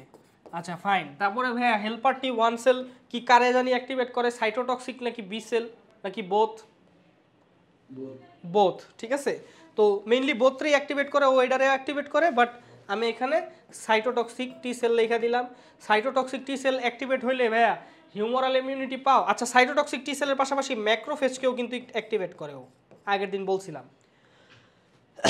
ম্যাক্রোফেজকেও অ্যাক্টিভেট করে, মানে ম্যাক্রোফেজ অতিরিক্ত পাগলার মতো ইন্টারফেরন গামা পাইলে হয়। তো সাইটোটক্সিক টি সেল কি পারফোরিন আর গ্রানজাইম আর সাইটোটক্সিন ক্ষরণ কইরা কোষকে মাইরা ফেলে, ফ্যাগোসাইটোসিস করে, ভাইরাস আর ক্যান্সার ইনফেক্টেড সেল হইলেও ধ্বংস হয়। ঠিক আছে, তাহলে এটা হলো কি সেল মেডিয়েটেড ইমিউনিটি না হিউমোরাল ইমিউনিটি? Cell mediated. তাহলে এই যে হিউমোরাল দেয় হলো টি হেল্পার 2, টি হেল্পার 1। এবার সাইটোটক্সিক টি সেল, ওইটার তেমন কোনো প্রকারভেদ নাই। কথা বুঝতে পারছো? ফাইন, এখন ভাইয়া দেখো এই জিনিসগুলো ইম্পর্টেন্ট বড়। দেহে কোষ নির্ভর ইমিউনিটি তৈরি করে, এটা অ্যাকচুয়ালি কোষ নির্ভর ইমিউনিটি তৈরি করে কেটা? হেল্পার টি সেল নাকি সাইটোটক্সিক? অ্যান্সার কি? কারণ হেল্পার টি সেল তো ভাই দুইটাই করে, তাই না? মেইন সুইচ, প্রতিরক্ষা ব্যবস্থার মেইন সুইচ। থাইমাস গ্রন্থিতে পরিণতি লাভ করে, ভাই টি সেল কি থাইমাস গ্রন্থিতে পরিণতি লাভ করে না? কিন্তু প্রডিউস হয় কোথায়? বোন ম্যারোতে। এখানে লিখছে বার্সাল লিম্ফয়েড অঙ্গে পরিণতি লাভ করে। ভাই বার্সাল লিম্ফয়েড অর্গান মানে বোন ম্যারো। কথা বুঝতে পারছো? এটা অ্যাকচুয়ালি পাখির সাব হাইওয়েড বার্সা থেকে হলো এটা বের করা হয়েছিল প্রথম বি লিম্ফোসাইট, তাই এটা এখানে বার্সা বুর্সা লেখছে। আসলে মানুষের ক্ষেত্রে ওই বি দিয়া বোন ম্যারোই বুঝবা। সাব হাইওয়েড বার্সা থেকে হলো বি লিম্ফোসাইট আলাদা করা হয়েছিল এটা প্রথম। যাই হোক, এটা বোন ম্যারো হবে, মানে বার্সাল লিম্ফয়েড অর্গান, এটা ভুল না, বাট মানুষের ক্ষেত্রে এটা বোন ম্যারো। কথা বুঝতে পারছো? আচ্ছা ওকে। টি কোষ কর্তৃক সরাসরি জীবাণু বা অ্যান্টিজেনের নিয়ন্ত্রণ ঘটে। সরাসরি জীবাণু বা অ্যান্টিজেনের নিয়ন্ত্রণ মানে কি ভাইয়া বলো তো? অ্যান্টিবডি সহ না সারা? অ্যান্টিবডি হলো একটা জিনিস, একটা মিডিয়াম, তো মিডিয়াম দিয়া করছে নাকি ডাইরেক্ট সরাসরি গিয়া মারছে বলো? সরাসরি মারছে। আর ও কি অ্যান্টিবডি দিয়ে মারছে, তাহলে অ্যান্টিবডি ছাড়া হলো সরাসরি। নির্দিষ্ট অ্যান্টিজেনের সংস্পর্শে টি কোষ বিভক্ত হয়ে একটি ক্লোন তৈরি করে যাতে কিলার টি কোষ থাকে। কিলার টি কোষ মানে কি ভাই?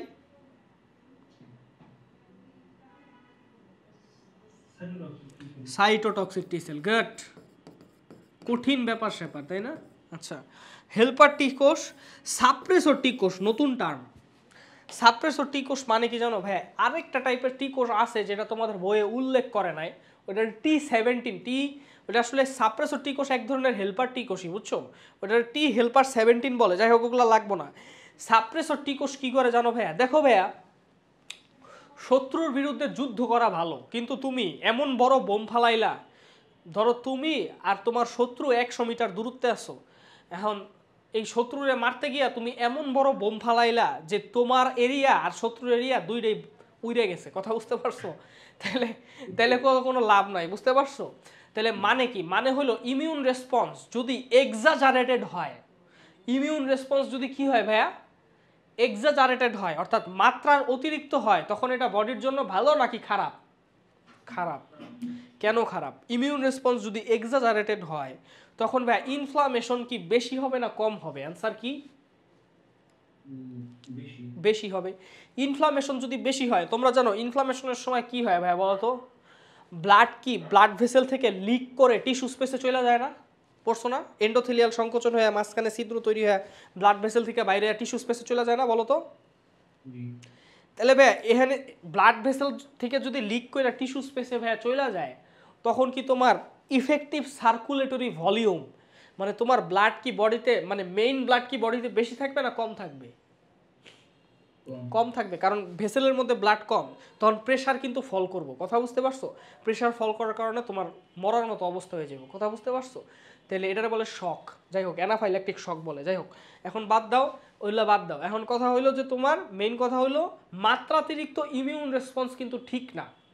মাত্রাতিরিক্ত ইমিউন রেসপন্স হইলে ওইটারে বলে অ্যালার্জি বা হাইপার সেন্সিটিভিটি। কি বলে ভাইয়া?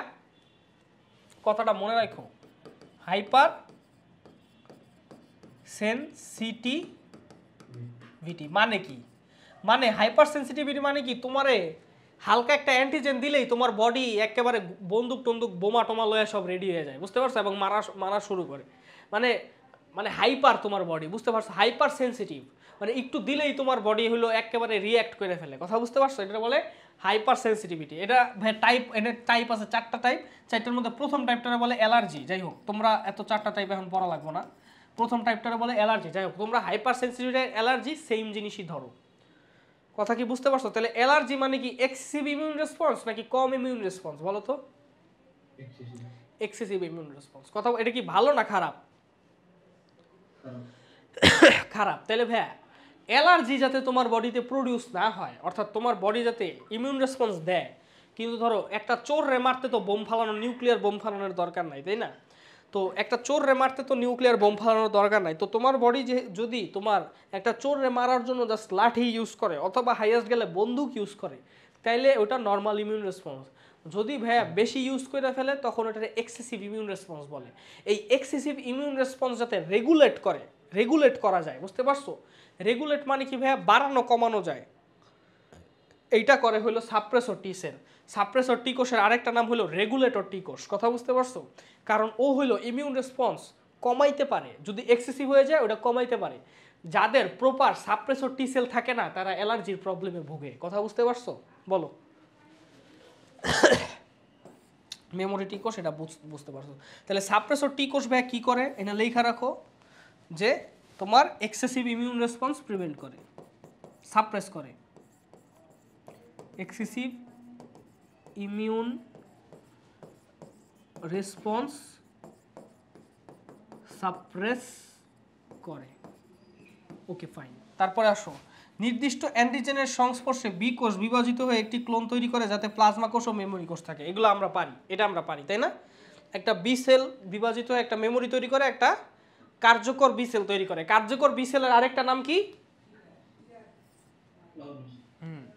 আচ্ছা, ক্যান্সার কোষ ও প্রতিস্থাপিত টিস্যুর কোষ ধ্বংস করে।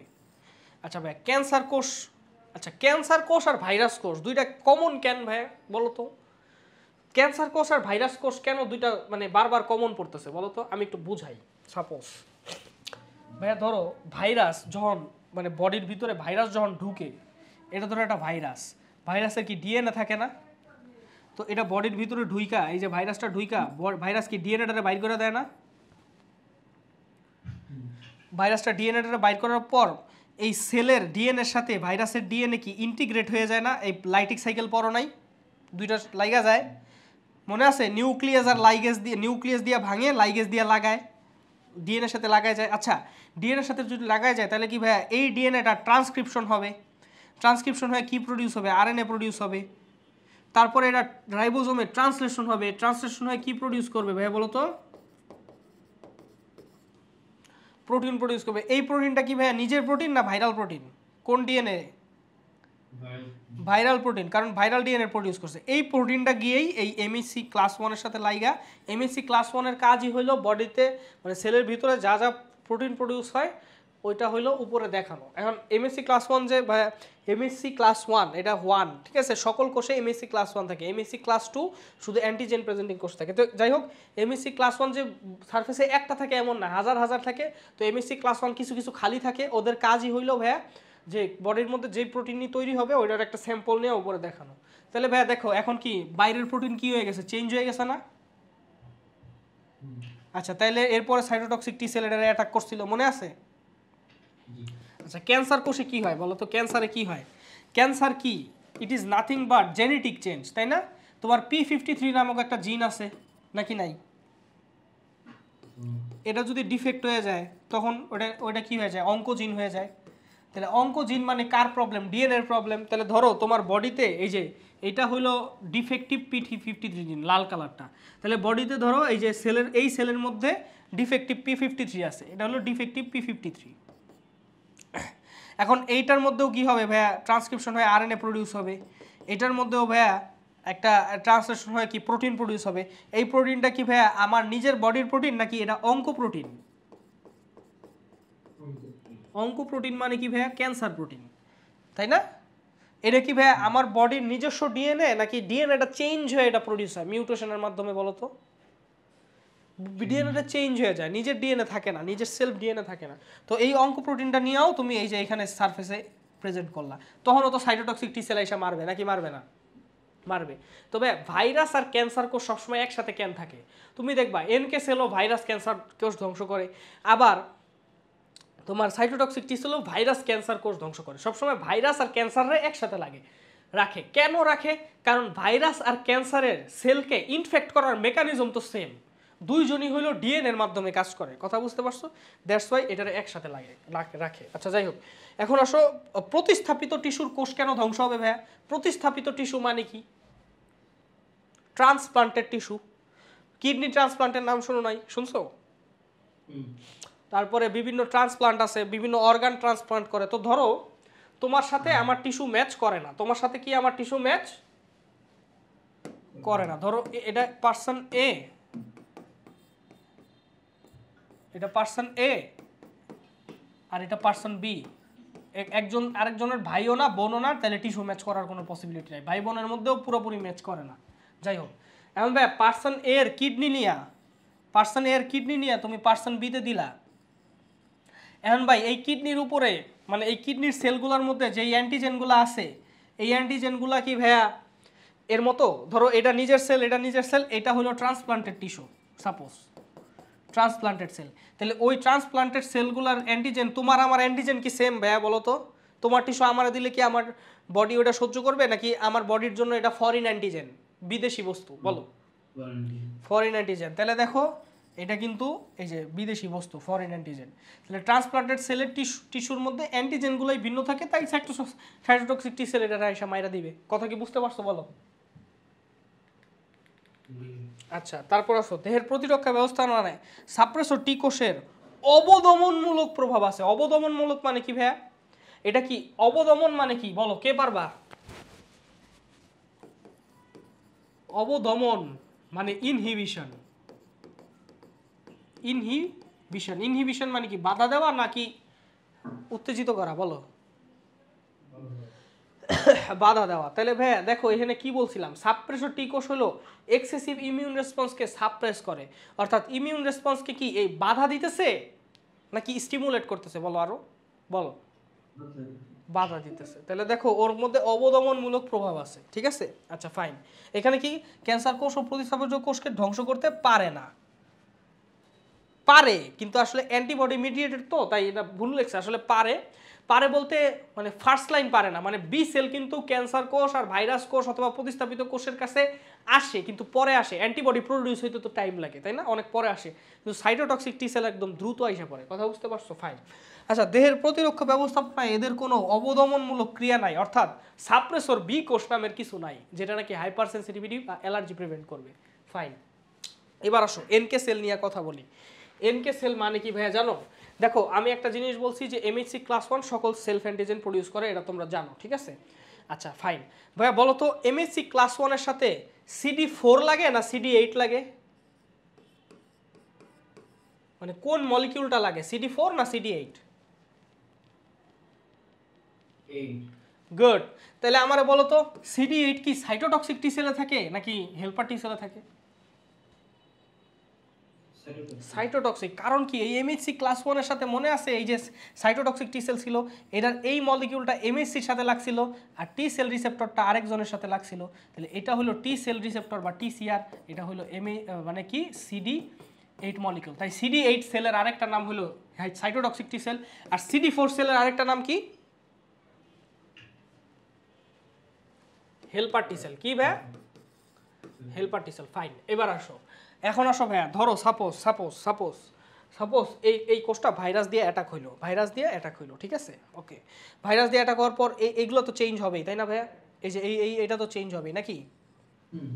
এটা চেঞ্জ হইলো, কিন্তু এটা ছাড়াও ভাইয়া এই সেলের সারফেসের উপরে একটা অ্যালার্মিং মলিকিউল তৈরি হয়।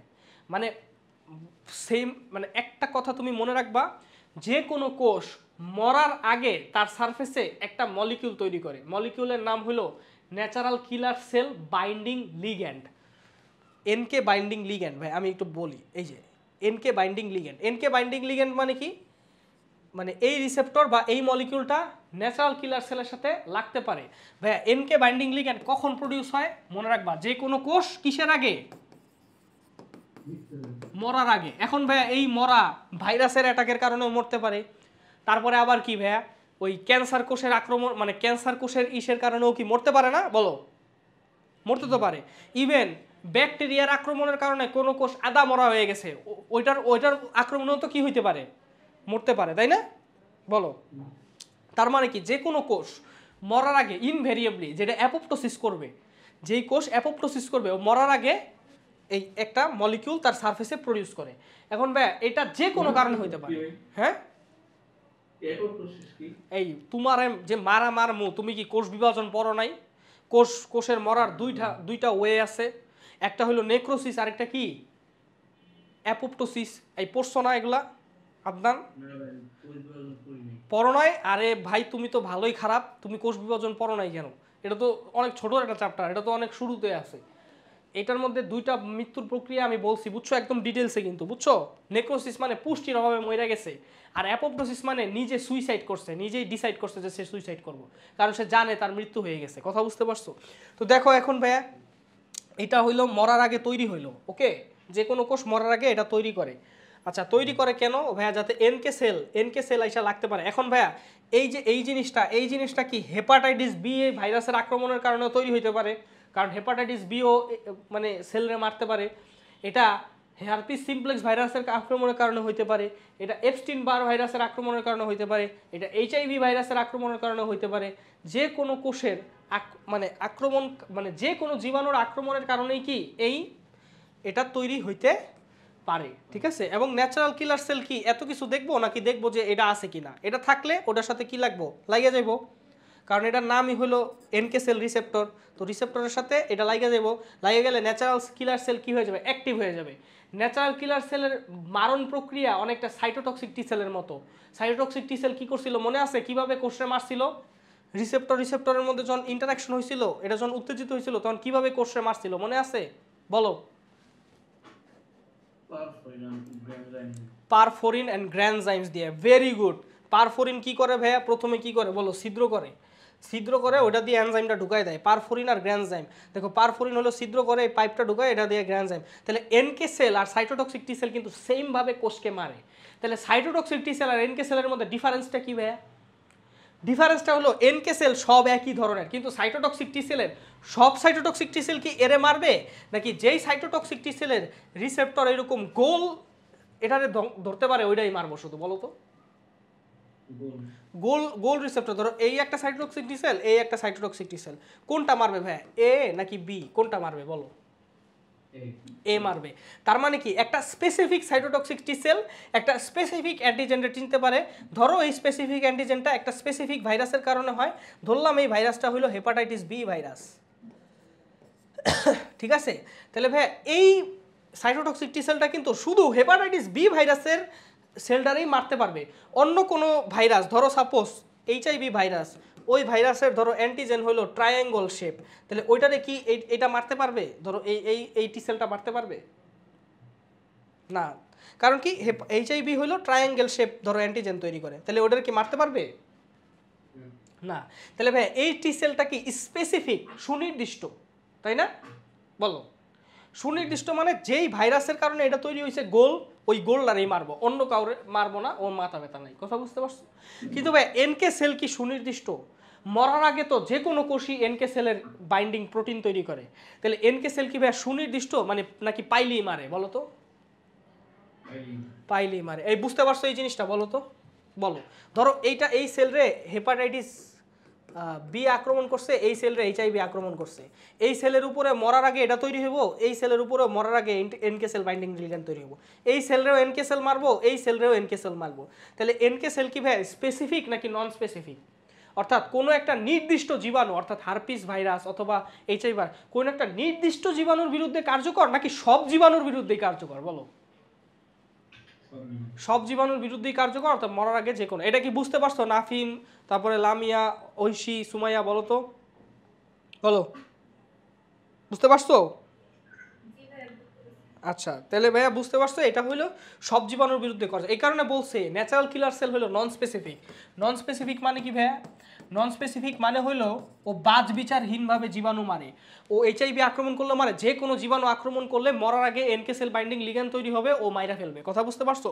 কিন্তু সাইটোটক্সিক টি সেল, সাইটোটক্সিক টি সেল ক্লোন অনুযায়ী মারে, অর্থাৎ সাইটোটক্সিক টি সেলের যেই ক্লোনটা এইচআইভিকে মারবে ওইটা কিন্তু ভাইয়া হেপাটাইটিস বি রে মারবে না, কারণ ওই ক্লোনের রিসেপ্টর কি হেপাটাইটিস বি এর অ্যান্টিজেনের সাথে লাগবে নাকি এইচআইভির অ্যান্টিজেনের সাথে লাগবে? অ্যান্সার হলো এইচআইভির অ্যান্টিজেনের সাথে লাগবে। তাহলে সাইটোটক্সিক টি সেলের নির্দিষ্ট ক্লোন নির্দিষ্ট ভাইরাসের বিরুদ্ধে কার্যকর অথবা ক্যান্সারের বিরুদ্ধে কার্যকর। কথা বুঝতে পারছো? তাহলে ও কিন্তু স্পেসিফিক, কিন্তু ও কিন্তু স্পেসিফিক না, ন্যাচারাল কিলার সেল স্পেসিফিক না।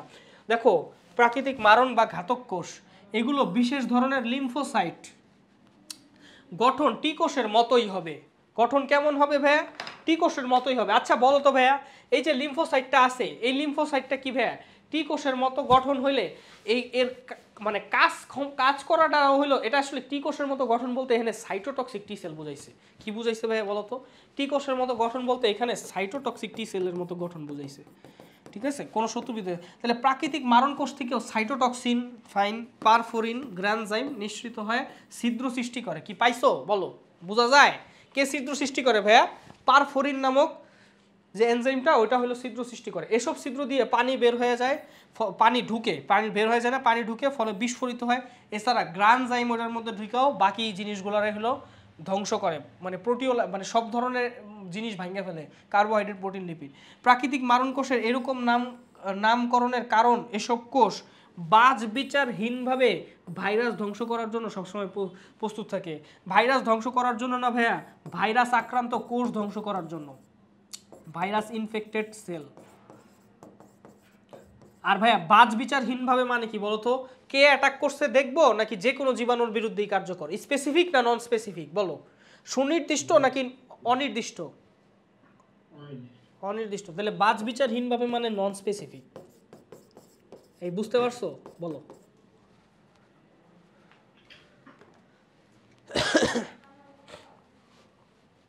ওহো,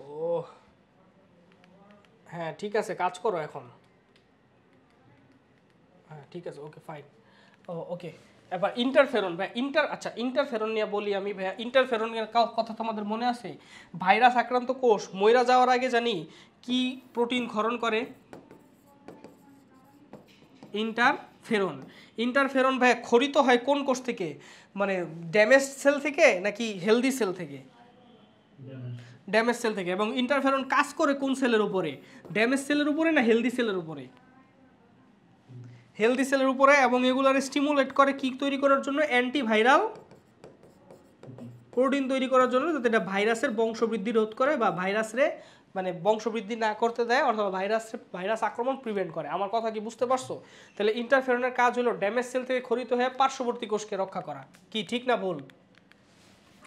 ভাইরাস আক্রান্ত হওয়ার প্রতিক্রিয়া হিসেবে ভাইরাসের বংশবৃদ্ধিতে ব্যাঘাত ঘটাতে আক্রান্ত কোষ থেকে বিশেষ ধরনের ক্ষুদ্র গ্লাইকোপ্রোটিন, এটা ইম্পর্টেন্ট, গ্লাইকোপ্রোটিন খরিত হয়, এটারে বলে ইন্টারফেরন। আচ্ছা ফাইন, ইন্টারফেরন ব্যাপিত হয়ে আশেপাশে সুস্থ কোষে ছড়িয়ে পড়ে। কি ঠিক আছে? এগুলো পড়াইছিলাম না গত ক্লাসে? বলো তো, ভুলে গেছো? কেমনে ভুলো বলো তো? ওইসব কোষের ঝিল্লিতে যুক্ত হয় এবং সুস্থ কোষগুলোকে এ ধরনের প্রোটিন সংশ্লেষণে উন্মুক্ত করে। এ ধরনের প্রোটিন মানে কি? Antiviral protein. ফাইন। ফলে ভাইরাসের পক্ষে অন্য সুরক্ষিত কোষগুলোকে আক্রমণ করা কঠিন হয়ে পড়ে। ইনফেরন না, এটা ইন্টারফেরন হবে, কারণ অন্যতম নন স্পেসিফিক প্রতিরক্ষা স্তর। একটা কথা আমারে বলো, ইন্টারফেরন কি ভাইয়া শুধু নির্দিষ্ট কোনো ভাইরাসের আক্রমণের কারণে ইন্টারফেরন খরিত হয়, নাকি যে কোনো ভাইরাসের আক্রমণের কারণে ইন্টারফেরন খরিত হয়? বলো। যে কোনো ভাইরাস ইনফেক্টেড সেল থেকেই ইন্টারফেরন খরিত হবে। এবং ইন্টারফেরন কি ভাইয়া নির্দিষ্ট কোনো ভাইরাসের বিরুদ্ধে অ্যান্টিভাইরাল প্রোটিন তৈরি করে, নাকি সকল ভাইরাসের বিরুদ্ধে অ্যান্টিভাইরাল প্রোটিন তৈরি করে? মানে সকল ধরনের ভাইরাসের বিরুদ্ধে তৈরি করে। তাহলে ইন্টারফেরন কি ভাইয়া নির্দিষ্টভাবে টার্গেট করতেছে, নাকি নন স্পেসিফিক বা অনির্দিষ্টভাবে টার্গেট করতেছে? Non specific. কারণ কি? কারণ ওর যে কোনো ভাইরাসের আক্রমণে ইন্টারফেরন তৈরি হয়, এবং ইন্টারফেরনের কারণে যে অ্যান্টিভাইরাল প্রোটিন তৈরি হয় ওইটা অ্যাজ এ হোল কী রাখে জানো? ট্রান্সলেশন প্রক্রিয়া বন্ধ রাখে। ট্রান্সলেশন প্রক্রিয়া যদি বন্ধ রাখো, ভাইরাস কি ভাইয়া ওই বডির ট্রান্সলেশন আর ট্রান্সক্রিপশন দিয়ে ডিএনএ থেকে ভাইরাল প্রোটিন তৈরি করতে পারবে এবং সেলকে মারতে পারবে? বলো। লাইটিক সাইকেল পড়ছো না, যে সেলের মেশিনারি হাইজ্যাক করে ওই সেলের ডিএনএ পলিমারেজ আর আরএনএ পলিমারেজ ইউজ করে ট্রান্সলেশন চালায়? কি পড়ছো না পড়ো নাই? বলো। তাহলে আমি যদি ট্রান্সলেশন প্রক্রিয়াই বন্ধ রাখি, তাহলে কি ভাইরাস কি গ্রো করতে পারবে, না মরে যাব? মরে যাব। কথা বুঝতে পারছো? মানে ওয়াশ আউট হয়ে যাবে এখান থেকে এক সময়, ফ্লোতে ওয়াশ আউট হয়ে যাবো। ঠিক আছে, আচ্ছা যাই হোক, এখন আসো ভাইয়া, তাহলে ইন্টারফেরন কিন্তু যে কোনো ভাইরাসের বিরুদ্ধেই কি কার্যকর। কথা বুঝতে পারছো? তাহলে এটা কি যে কোনো ভাইরাস মানে কি কোনো স্পেসিফিক কোনো ভাইরাস না, নট এইচআইভি, নট এরকম স্পেসিফিক কিছু নাই, সব ভাইরাস নাই, এটা নন স্পেসিফিক প্রতিরক্ষা স্তরের একটা অংশ। ঠিক আছে, ওকে। তারপরে ভাইরাসের বংশবৃদ্ধির জন্য যেহেতু জীবিত কোষের প্রয়োজন পড়ে, তাই সজীব কোষগুলো দ্রুত সাঁচা দিয়ে সুরক্ষা প্রাচীর গড়ে তোলে। Wow, nice. আচ্ছা, তারপর আসো অ্যান্টিবডি বা ইমিউনোগ্লোবিন। আর একটা লিঙ্ক দিতেছি, জয়েন করা, আরেকটা লিঙ্ক দিতেছি। ও মাই গড, না? আচ্ছা ঠিক আছে, ঠিক আছে, ওকে। আচ্ছা তো ভাইয়া এখন আমরা করব হলো অ্যান্টিবডি বা ইমিউনোগ্লোবিন। ঠিক আছে, এখন দেখো ভাইয়া, অ্যান্টিবডি কে? অ্যান্টিবডি হলো সে যে নাকি অ্যান্টিজেনের সাথে লাগতে পারে। কথা বুঝতে পারছো? অর্থাৎ অ্যান্টিজেনের বিরুদ্ধে যা তৈরি হয় সেটি অ্যান্টিবডি। তাহলে অ্যান্টিজেন কে ভাইয়া? যে নাকি নির্দিষ্ট অ্যান্টিবডি তৈরির উদ্দীপনা দিতে পারে, সেই হলো অ্যান্টিজেন। আবার উদ্দীপনা না দিলেও অ্যান্টিজেন হয়, বাট এটা হায়ার লেভেলের স্টাডি, এর দরকার নেই। ঠিক আছে, আচ্ছা যাই হোক, a molecule that can bind and destroy antigen, সেটা অ্যান্টিবডি বলে। Antibody how does it look? It looks like the letter Y. কথা বুঝতে পারছো? এটা ওয়াই এর মতো দেখতে। কথা বুঝতে পারছো? অ্যান্টিবডি কি প্রোটিন, লিপিড, নাকি অন্য কিছু? বলো। অ্যান্টিবডি হলো প্রোটিন। তাহলে এটা কি? অবশ্যই প্রোটিন। প্রোটিন কি ভাইয়া বলো তো? প্রোটিন হলো অ্যামিনো অ্যাসিডের কি পলিমার, রাইট? প্রোটিন কি? প্রোটিন অ্যামিনো অ্যাসিডের পলিমার। তাহলে ভাইয়া দেখো, অ্যামিনো অ্যাসিডের পলিমার যদি প্রোটিন হয়, তাহলে তার মানে নিশ্চয়ই এই যে এইগুলা, মানে এটা কি একটা, এই গোল হলো একটা অ্যামিনো অ্যাসিড, এই গোল হলো আরেকটা অ্যামিনো অ্যাসিড, তাহলে অনেকগুলো অ্যামিনো অ্যাসিড একসাথে একটা আরেকটার সাথে লাইগা এই যে এই একটা প্রোটিন তৈরি করছে, নাকি না ভাইয়া বলো তো? প্রোটিন তৈরি করছে। এটাও একটা প্রোটিন তৈরি হয়েছে, এটাও একটা প্রোটিন তৈরি হয়েছে পুরাটা, এটাও একটা প্রোটিন তৈরি হয়েছে পুরাটা। ঠিক আছে, ফাইন। তো ধরো এইগুলো হলো এক ধরনের অ্যামিনো অ্যাসিড সিকোয়েন্স দিয়ে তৈরি হয়েছে, সবুজ কালারেরগুলো ধরো আরেক ধরনের অ্যামিনো অ্যাসিড সিকোয়েন্স দিয়ে তৈরি হয়েছে। কথা বুঝতে পারছো? আচ্ছা ফাইন, আমি এটুকু দেখাইলাম। এখন কথা হইলো ভাইয়া, দেখো তুমি দেখলে বুঝতে পারবা এখানে কয়টা পলিপেপটাইড আছে বলো তো? মানে এক সারি প্রোটিন, পলিপেপটাইড কি চিনো তো নাকি? যে এক সারি মানে এক সারি অ্যামিনো অ্যাসিডের সিকোয়েন্স যদি লম্বা কিছু সরলরৈখিক কিছু গঠন করে, ওটা বলে পলিপেপটাইড। আর প্রোটিন কি ভাইয়া?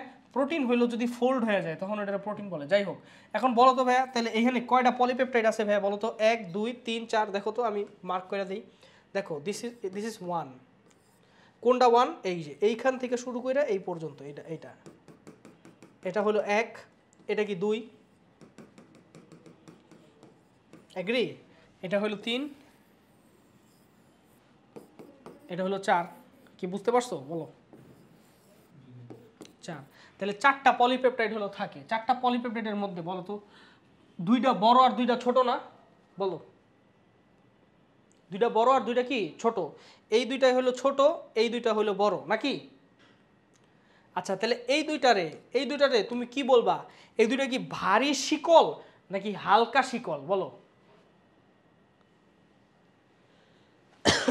বলো, ভারী শিকল, হেভি চেইন, এটারে বলে হেভি চেইন।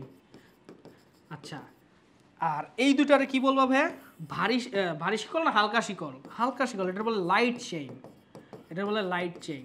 মনে রাখবা লাইট চেইনের ওজন হলো 23 কিলো ডালটন, আর ভারী চেইনের ওজন হলো এটা ডাবল করো প্রায় 50 কিলো ডালটন আসবে, কারণ এটা কাইন্ড অফ এটা ডাবল, ঠিক আছে? তাহলে প্রায় 50 কিলো ডালটনের সমান আসবে, কথা বুঝতে পারছো? আচ্ছা এখন দেখো, তাহলে হেভি চেইন আর লাইট চেইন বুঝলাম। এখন ভাইয়া দেখো এই চেইনগুলো কি একজন আরেকজনের সাথে কানেক্টেড নাকি না বলো? এখন তো এই অবস্থায় কানেক্টেড নাকি না? কানেক্টেড না কিন্তু, তাই না? কোনো কানেকশন আছে হেভি চেইন আর লাইট চেইনের মধ্যে, অথবা হেভি চেইন আর হেভি চেইনের মধ্যে আছে কোনো কানেকশন নাকি? এগুলা জাস্ট নর্মাল এখানে আছে। এখন ভাইয়া কোনো তরলের মধ্যে যদি যাও তাহলে এটা ওই দিকে যাইতে পারে, এটা এইদিকে যেতে পারে, একজন আরেকজনের কাছ থেকে ছুটে যেতে পারে নাকি না? তাহলে তোমার এইরকম ওয়াই আকৃতির গঠনটা স্টেবল রাখার জন্য তোমার দুইটা কানেকশন লাগবে। দেখো কি কানেকশন, দুইটা কানেকশন লাগবে। একটা হলো হেভি চেইন আর লাইট চেইনের মধ্যে কানেকশন দিবা যাতে এটা এইভাবে ফিক্স থাকে, এই যে হেভি চেইন আর লাইট চেইনের মধ্যে কানেকশন দিবা যাতে এটা ফিক্স থাকে নাকি? আচ্ছা স্টিল কিন্তু ভাইয়া এই অংশ আর ভাইসা ওই দিকে যাইতে পারে, এই অংশ ভাইসা ওই দিকে যাইতে পারে। তাহলে তার মানে কি, তার মানে এই দুইটা হেভি চেইনের মধ্যেও কানেকশন দরকার আছে। তাহলে এই দুইটা হেভি চেইনের মধ্যে একটা কানেকশন দিবা তুমি, এই দুইটা হেভি চেইনের মধ্যে একটা কানেকশন দিবা। তখন কি এই ওয়াই আকৃতি কি প্রিজার্ভ হবে নাকি না ভাইয়া বলো? প্রিজার্ভ হবে। তাহলে ভাইয়া দেখো এই কানেকশনগুলো হলো ডাই সালফাইড বন্ডের মাধ্যমে হয়। কি বন্ড ভাইয়া? মনে রাখবে না, die sulphide bond. Disulphide bond কি ভাই কোষ রসায়ন যারা করছো না তাদের অনেক লাভ হয়েছে, বুঝছো? এগুলো সব পড়াইছি আমি। তো ডাইসালফাইড বন্ড মানে কি, ধরো এইখানে একটা সালফার, এইখানে আরেকটা সালফার, এই ডাইসালফাইড বন্ড মানে এই বন্ড, এইখানে ধরো একটা চেইন, এইখানে ধরো আর একটা চেইন, এই দুইটা চেইনটা লাগাইছে, তাহলে এটা বলে ডাইসালফাইড বন্ড। ডাইসালফাইড বন্ড খুবই স্ট্রং বন্ড, কথা বুঝতে পারছো? তাই এটারে ইউজ করছে ডাইসালফাইড বন্ড। আর ডাইসালফাইড বন্ড অ্যামিনো অ্যাসিডগুলোর মধ্যে তৈরি হয়। তাহলে দেখো ডাইসালফাইড বন্ড দিয়া এইগুলা একটার সাথে যুক্ত রাখে এবং ওয়াই শেপটা মেনটেন করে, এটা মনে রাখবা। হেভি চেইনের সংখ্যা হলো 2টা, লাইট চেইনের সংখ্যা হলো 2টা। এখন ভাইয়া দেখো হেভি চেইনের মধ্যে আমি এই উপরের অংশটারে দেখো তো, এই উপরের অংশটারে কি সবুজ মার্ক করছি না? এই উপরের অংশ এইটুকু অংশরে সবুজ মার্ক করছি, আর বাকি অংশটা আমি কি কমলা মার্ক করছি। এইটুকু অংশটা আমি সবুজ মার্ক করছি, বাকি অংশটা আমি কমলা মার্ক করছি। সবুজ অংশগুলোরে বলে ভেরিয়েবল রিজন। মানে কি জানো, এইটার শেপ না চেঞ্জ হইতে পারে, মানে অ্যান্টিবডি ভেদে এইটার শেপ চেঞ্জ হইতে পারে। যেমন আমি তোমারে বলি, এই অ্যান্টিবডিরা যদি কোনো সার্কেল অ্যান্টিজেনরে ধরতে যায় তাইলে এটার শেপ ঠিক আছে, তাইলে এই যে এটা হলো একটা সার্কেল অ্যান্টিজেনরে এইভাবে আটকাইতে পারবে। দেখো আমি তোমার দেখাই, এখানে দেখাই তাহলে বুঝবা হলো। দেখো আমি জাস্ট দেখাইতেছি, ধরো এটা যদি সার্কেল অ্যান্টিজেনরে ধরতে চায় তাহলে কিন্তু এটার শেপটা আটকাইতে পারবে, এই যে সার্কেল অ্যান্টিজেনরে এই আটকাই ফেলতে পারছে, কথা বুঝতে পারছো?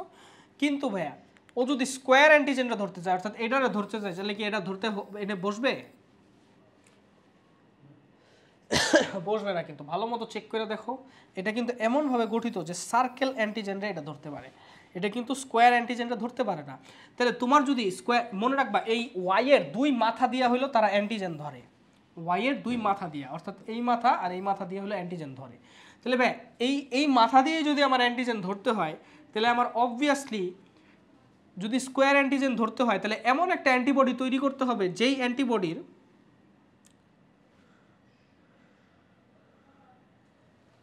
স্কোয়ার অ্যান্টিজেন যদি তৈরি করতে হয় তাহলে ভাই আমার এমন একটা অ্যান্টিবডি তৈরি করতে হবে যেই অ্যান্টিবডির এই জায়গাটা স্কোয়ার অ্যান্টিজেনটা ধরতে পারে, যে অ্যান্টিবডির এই জায়গাটা এরকম স্কোয়ার, কথা বুঝতে পারছো? এই জায়গাটা এরকম স্কোয়ার অ্যান্টিজেনটা ধরতে পারে। আমার কথা কি ঠিক না ভুল বলো?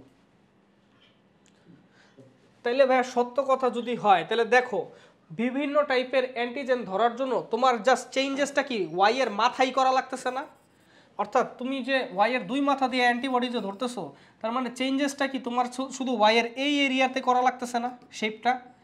দেখো এই এরিয়ার শেপ যদি তুমি চেঞ্জ করো তাইলেই তুমি সেই অনুযায়ী বিভিন্ন অ্যান্টিবডি ধরতে পারবা নাকি না ভাইয়া বলো? বাকি রিজিয়ন কি সেমই থাকে নাকি না বলো? তাহলে এই রিজিয়নটারে বলে হলো ভ্যারিয়েবল রিজিয়ন। এই রিজিয়নটারে কি বলে ভাইয়া? Variable reason. কারণ কি ভাইয়া? এটা অ্যান্টিবডি টু মানে এটা হলো অ্যান্টিজেন টু অ্যান্টিজেন ডিফার করে। যেমন এই অ্যান্টিবডিটা যদি সার্কেল অ্যান্টিজেনের কারণে তৈরি হয় তাহলে এটা সার্কেল অ্যান্টিজেনরে ধরার জন্য ওর ভ্যারিয়েবল রিজনটা এরকম গোল বানায় দিবে। আবার ধরো এই অ্যান্টিবডি হইলো স্কোয়ার অ্যান্টিজেনরে ধরার জন্য তৈরি হয়েছে, তাহলে স্কোয়ার অ্যান্টিজেনরে ধরার জন্য ওর ভ্যারিয়েবল রিজিয়নটা কি করবে? এরকম স্কোয়ার বানায় দিবে। অর্থাৎ এই রিজিয়নটাতেই যত সব চেঞ্জেস করবে। বাকি রিজিয়নগুলোতে কোনো চেঞ্জেস হয়েছে বলো তো? হয়েছে নাকি না?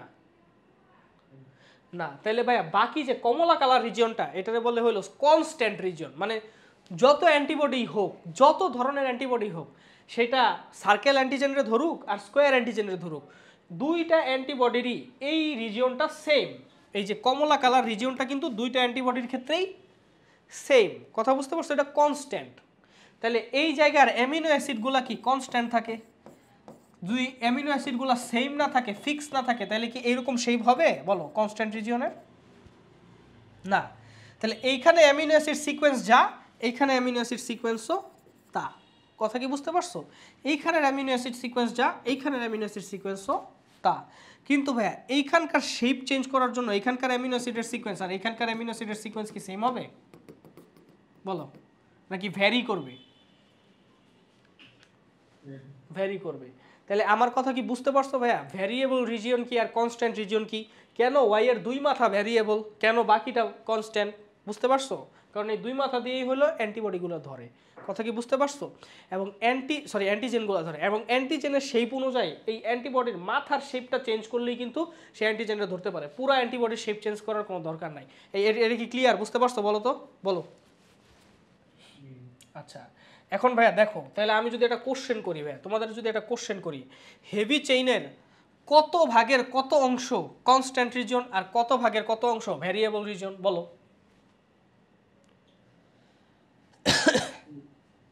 হেভি চেইনের যদি 4 ভাগে ভাগ করো, ধরো এটা 1 ভাগ, এটা 2 ভাগ, এটা এটা হলো এটা এখান থেকে এই পর্যন্ত 1 ভাগ, এখান থেকে এই পর্যন্ত 2 ভাগ, এখান থেকে এখান পর্যন্ত 3 ভাগ, এখান থেকে এই পর্যন্ত 4 ভাগ, তাহলে ভাইয়া কত ভাগের কত অংশ কনস্ট্যান্ট? হেভি চেইনের কত ভাগের কত অংশ কনস্ট্যান্ট? 4 ভাগের 3 অংশ। তাহলে কনস্ট্যান্ট হইল 4 ভাগের 3 অংশ। আর ভ্যারিয়েবল কত পার্সেন্ট, মানে কত অংশ? 1/4। 1/4 এর পার্সেন্টেজ কত আসে? আর এটার পার্সেন্টেজ কত আসে? আচ্ছা ফাইন। লাইট চেইনের কত পার্সেন্ট ভ্যারিয়েবল আর কত পার্সেন্ট কনস্ট্যান্ট? লাইট চেইনের অর্ধেক 50-50 কনস্ট্যান্ট। কথা কি বুঝতে পারছো? তাহলে লাইট চেইন আর হেভি চেইনের মধ্যে এই পার্থক্য। কথা বুঝতে পারছো? কনস্ট্যান্ট ভ্যারিয়েবল কনস্ট্যান্ট, এটার হইলো 1/4 অংশ, এটার 2/4 মানে হাফ অংশ হইলো ভ্যারিয়েবল। যাই হোক, ওকে। এটা যদি কিলো ডালটন হয় 23 কিলো ডালটন, এটা হইব 2 দিয়ে গুণ করবা দেখবা 50 হবে, মানে 23 কিলো ডালটন মানে প্রায় 25 কিলো ডালটন। 2 দিয়ে গুণ করলে 50 থেকে 70 কিলো ডালটন বইয়ের মধ্যে দেওয়া আছে। ফাইন। আচ্ছা, এগুলা তোমার বুঝাই দিছি যে, আচ্ছা যাই হোক। এখন ভাই একটা জিনিস খেয়াল করো, ভ্যারিয়েবল রিজিয়ন কি এই পুরাটা না বলো? কিন্তু ভাইয়া ভ্যারিয়েবল রিজিয়নের কোন এরিয়াটা এই অ্যান্টিজেনের সাথে, গোল অ্যান্টিজেনের সাথে অ্যাটাচ হয়েছে? কোন এরিয়াটা? এই উপরের এরিয়াটা না? পুরাটা অ্যাটাচ হয়েছে নাকি লাল কালার দিয়ে যতটুকু দাগাইলাম অতটুকু অ্যাটাচ হয়েছে? লাল কালার দিয়ে যতটুকু রাখাইছি অতটুকু অ্যাটাচ হয়েছে। এই অ্যাটাচ যেই পোর্শনটা অ্যান্টিজেনের সাথে অ্যাটাচ হয়, মানে খাপ দিয়ে ধরে, জাস্ট ওই পোর্শনটা ভ্যারিয়েবল রিজনের। কিন্তু সব পোর্শন অ্যান্টিজেনের সাথে অ্যাটাচ হয় না। সব পোর্শনের চেঞ্জেস অনুযায়ী এটার শেপ চেঞ্জ হয়, কিন্তু সব পোর্শন অ্যান্টিজেনের সাথে অ্যাটাচ হয় না। যেই পোর্শনটা, অর্থাৎ এই যে লাল কালার এরিয়াটা যেটা অ্যাটাচ হয়, ওটাকে বলে প্যারাটোপ। কি বলে ভাইয়া? প্যারাটোপ। আমার কথা কি বুঝতে পারছো ভাইয়া? বলো, ক্লিয়ার? আচ্ছা, এই যে ভাই গোল সার্কেল যে অ্যান্টিজেনটা দেখতেছো, এই অ্যান্টিজেনের কি সব অংশ অ্যান্টিবডির সাথে অ্যাটাচ হয় নাকি এই অংশটা শুধু অ্যান্টিবডির সাথে অ্যাটাচ হয়েছে, নাকি সব অংশ অ্যাটাচ হয়েছে? শুধু ওই নীল কালার অংশটা অ্যান্টিবডির সাথে অ্যাটাচ হইতে। তাহলে এই নীল কালার অংশটারে বলে এপিটোপ। কি বলে ভাইয়া? এপি মানে উপরে। এই অ্যান্টিজেনের এই অংশটা অ্যান্টিবডির উপরে যায় বসে, তাই এটারে বলে এপিটোপ। কথা কি বুঝতে পারছো? এটা কি বলে? এপিটোপ। আমার কথা কি বুঝতে পারছো বলো? তাহলে এপিটোপ আর প্যারাটোপ কি ভাইয়া? প্যারাটোপ মানে হলো অ্যান্টিবডির যেই অংশ অ্যান্টিজেনের সাথে লাগে, অ্যান্টিবডির ভ্যারিয়েবল রিজনের যেই অংশ অ্যান্টিবডির সাথে লাগে ওটা বলে প্যারাটোপ। আর এপিটোপ মানে কি ভাইয়া? অ্যান্টিজেনের যেই অংশ অ্যান্টিবডির সাথে লাগে। কথা কি বুঝতে পারছো না বুঝতে পারো নাই বলো? এপিটোপ আর প্যারাটোপ বুঝতে পারলে ভালো। এবার আসো চলো যাই, আমরা যাই। এবার দেখো কনস্ট্যান্ট রিজনের উপর ভিত্তি করে মানে অ্যান্টিবডি কত প্রকার ভাইয়া বলো তো? 5 প্রকার। কনস্ট্যান্ট রিজন মানে কি জানো? অর্থাৎ ধরো এই যে ভাইয়া এইটুকু রিজন কি কনস্ট্যান্ট না? তাহলে এই ধরনের কনস্ট্যান্ট রিজন কয় ধরনের আছে? 5 ধরনের এরকম কনস্ট্যান্ট রিজন আছে, অর্থাৎ 5টা সেট আছে এই কনস্ট্যান্ট রিজনের। আচ্ছা এবার বলো তো তাহলে ভ্যারিয়েবল রিজনের উপর ভিত্তি করে অ্যান্টিবডি কত প্রকার হবে বলো?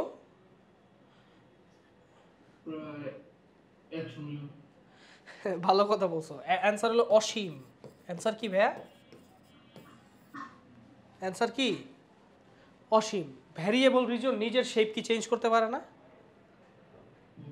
তাহলে ভ্যারিয়েবল রিজন নিজের শেপ কি ভাই একটা দুইটা নাকি ইনফিনিট শেপ হইতে পারে? ইনফিনিট শেপ হইতে পারে। কথা বুঝতে পারছো? ইনফিনিট শেপ অবশ্য মানুষ মানে এটা কাউন্ট করছে, 10 কোটি কাউন্ট করছে যে 10 কোটি শেপ হইতে পারে অ্যান্টিবডি, এটা কাউন্ট করছে। বাট আমার মনে হয় ফিউচারে আরও এইসব শেপ বের হবে। কথা বুঝতে পারছো? তো অ্যাকচুয়ালি 10 কোটি টাইপের বলছে। তুমি ধরতে পারো যে ভ্যারিয়েবল রিজন অসংখ্য হইতে পারে। এটা সার্কেল হইতে পারে, স্কোয়ার হইতে পারে, এটা এরকম এই শেপের হইতে পারে, এটা এই শেপের হইতে পারে, এটা এই শেপের হইতে পারে, যে কোনো শেপের হইতে পারে। কথা বুঝতে পারছো? তাহলে ভ্যারিয়েবল রিজনের উপর ভিত্তি করে অ্যান্টিবডি লক্ষ লক্ষ কোটি কোটি হইতে পারে। কিন্তু কনস্ট্যান্ট রিজন কত প্রকার আছে ভাইয়া? শুধু 5 প্রকারই আছে। কথা বুঝতে পারছো? এর বেশি নাই। অর্থাৎ এই যে কনস্ট্যান্ট রিজনের অ্যামিনো অ্যাসিড সিকোয়েন্স, এটা কয় ধরনের সিকোয়েন্স হতে পারে? 5 ধরনের সিকোয়েন্স হতে পারে। এটা সেম ফিক্স থাকে, 5 ধরনের টাইপ থাকে, 5টা টাইপ। ঠিক আছে, এখন দেখো ভ্যারিয়েবল রিজন কোটি কোটি ধরনের সিকোয়েন্স থাকে। আচ্ছা ভ্যারিয়েবল রিজনের এই যে কোটি কোটি ধরনের সিকোয়েন্স তৈরি হয়, এটা কেমনে তৈরি হয়? দেখো ফার্স্ট অফ অল অ্যান্টিবডি তো একটা প্রোটিন। প্রোটিন কই থেকে আসছে ভাইয়া? প্রোটিন কই থেকে আসে বলো? জিন বা ডিএনএ থেকে আসে নাকি? জিন বা ডিএনএ থেকে আরএনএ আসে, আরএনএ থেকে কি আসে? প্রোটিন আসে। তাহলে নিশ্চয়ই অ্যান্টিবডি তৈরি করার জন্য নিশ্চয়ই একটা জিন বা ডিএনএ আছে যেটা হলো অ্যান্টিবডিটা তৈরি করছে নাকি না ভাইয়া বলো? অবশ্যই আছে নাকি? তাহলে ভাইয়া দেখো এই জিনটার অবস্থা দেখো, দেখো এই জিনটার অবস্থা দেখো। এটা হলো জিন। জিন জিন পড়ছো না? অধ্যায় 1 পড়ছো? আমার ক্লাসগুলো হয় নাই। তাহলে জিন যদি পড়ো, এই নাফিম অধ্যায় 1 পড়ছোস? অধ্যায় 1 তো পড়ছোস তুই। ঠিক আছে, দেখ জিনের মধ্যে একটা কি প্রোমোটার রিজিয়ন থাকে না, আর লাস্টে কি থাকে ভাইয়া? টার্মিনেটর রিজিয়ন, তাই না? আর মাঝখানে থাকে হলো মেইন যে জিন খণ্ড থাকে। কথা বুঝতে পারছো? ওটা হলো মেইন জিন খণ্ডটা মাঝখানে থাকে, প্রোমোটার টার্মিনেটর, মাঝখানে হলো জিন খণ্ড। তাহলে ভাইয়া দেখো এই অ্যান্টিবডি তৈরির জিনে এক্সন আছে, ইন্ট্রন আছে। ইন্ট্রনটা তো বাদ পড়বো, ঠিক আছে? টার্মিনেটর প্রোমোটার আছে, ফাইন। এইটা হলো জিন। এখানে দেখো 3টা খণ্ড আছে, 3টা জিনের খণ্ড আছে। একটা হলো ভ্যারিয়েবল খণ্ড, ডাইভার্সিটি খণ্ড, জয়েনিং খণ্ড। ভ্যারিয়েবল ডাইভার্সিটি কি করে? মানে ভ্যারিয়েবল খণ্ডটা হলো এই ভ্যারিয়েশন তৈরি করে, ডাইভার্সিটিটাও সেম কাজই করে, ভ্যারিয়েশন তৈরি করে। এবং ভ্যারিয়েশন তৈরি করা পরে জয়েন করার কাজ হলো এই জয়েনিং খণ্ডের। যাই হোক, তাহলে ভাইয়া দেখো এই যে ভ্যারিয়েবল খণ্ড, এই ভ্যারিয়েবল খণ্ডে কি অনেকগুলো জিন আছে না? ডাইভার্সিটি খণ্ডেও কি অনেকগুলো জিন আছে? জয়েনিং খণ্ডেও কি অনেকগুলো জিন আছে নাকি? আচ্ছা এখন কথা হইলো ভাইয়া এই যে রিজনটা আর এইটা হইলো ভাইয়া কনস্ট্যান্ট রিজন। কনস্ট্যান্ট রিজনের যে জিনগুলো আছে এই জিনগুলো কত প্রকার হইতে পারে? 5 প্রকার। কারণ আমরা পড়ছি কনস্ট্যান্ট রিজন কয় প্রকার? 5 প্রকার। তাহলে এইখানকার জিনের সিকোয়েন্স কি ফিক্স? ধরো এইখানকার জিনের সিকোয়েন্স হলো A B C D E F G H, ঠিক আছে? কিন্তু এইখানকার জিনের যে সিকোয়েন্স আছে, এইখানকার জিনের সিকোয়েন্স ধরো 1 2 3 4 দিলাম, 1 2 3 4 5 6 7 8 এইগুলা এইভাবে আছে বর্তমানে। আচ্ছা এখন ভাইয়া এই যে ভ্যারিয়েবল জয়েনিং এইখানকার যে এই যে খণ্ড খণ্ড জিনগুলো আছে, এই জিনগুলোরে কি বলবো ভাইয়া? জিনের খণ্ডাংশ। জিনের খণ্ডাংশরে কি বলে? সাব জিন বলে না ভাইয়া বলো তো? জিনের খণ্ডাংশরে কি বলে? সাব মানে কি? ছোট, খণ্ড। জিন মানে কি? বুঝতে পারছো? জিনের খণ্ডাংশরে কি বলে? সাব জিন কেন বলে বুঝতে পারছো তো? সাব মানে কি? নিচে। তাহলে খণ্ডের ছোট অংশটা সাবজিন বলে। কথা বুঝতে পারছো? এখানে কত কত সাবজিন আছে, ভ্যারিয়েবল, ডাইভার্সিটি, জয়েনিং, রিজিওনে অনেক হাজার হাজার কোটি কোটি সাবজিন আছে। কথা বুঝতে পারছো? এখন ভাইয়া দেখো, ধরো আমি সার্কেল প্রডিউস করতে চাইতেছি, তার কারণে আমার যেই ধরনের অ্যামিনো অ্যাসিড সিকোয়েন্স দরকার ওই অনুযায়ী যদি আমি এই সাবজিনগুলোরে একটার একটার সাথে ইন্টারচেঞ্জ করি, অর্থাৎ এটার এইদিকে নেই, এটার এইদিকে নেই, এরকম খণ্ডগুলোরে এলো পাথারি বিনিময়ের কারণে কি আমি হাজার হাজার অত পারমুটেশন কম্বিনেশন চ্যাপ্টার পড়ছো? পারমুটেশন কম্বিনেশন চ্যাপ্টার পড়ছো তোমরা? তোমাদের তো আছে ম্যাথে। হ্যাঁ, তো পারমুটেশন কি এখানে যদি ভাই এই জিন সাব জিনের সংখ্যা যদি হয়, আমি যদি লিখে দেই যে সাব জিনের সংখ্যা যদি হয় 1000, তাহলে এটার কি কত কত পারমুটেশন কম্বিনেশন সম্ভব না ভাই বলো তো? সামনে পিছে আগায় টাকায় একজন অল্টারনেটিভ স্প্লাইসিং এর কথা শুনছো তোমরা? অল্টারনেটিভ স্প্লাইসিং, আমাদের বডিতে জিন কত? আমাদের বডিতে জিন কত কত জিন আছে? জিনের সংখ্যা কত মানুষের দেহে? জিনের সংখ্যা কত বলো? নাফিম বলছো কি? 20 থেকে 30,000, মানে 25,000। গুড। কিন্তু আমাদের বডিতে প্রোটিন কত আছে? কত ধরনের? হ্যাঁ, কত ধরনের বাইর করো? 64 টাইপের প্রোটিন আছে। ওটা তো ভাইয়া, ওটা তো তুমি কোডনের কথা বলছো। কত ধরনের প্রোটিন আছে বলো? 20 ধরনের অ্যামিনো অ্যাসিড আছে। প্রোটিন কত ধরনের আছে? অ্যামিনো অ্যাসিড সিকোয়েন্স লাগে 1 লক্ষ ধরনের প্রোটিন আছে, মনে আছে?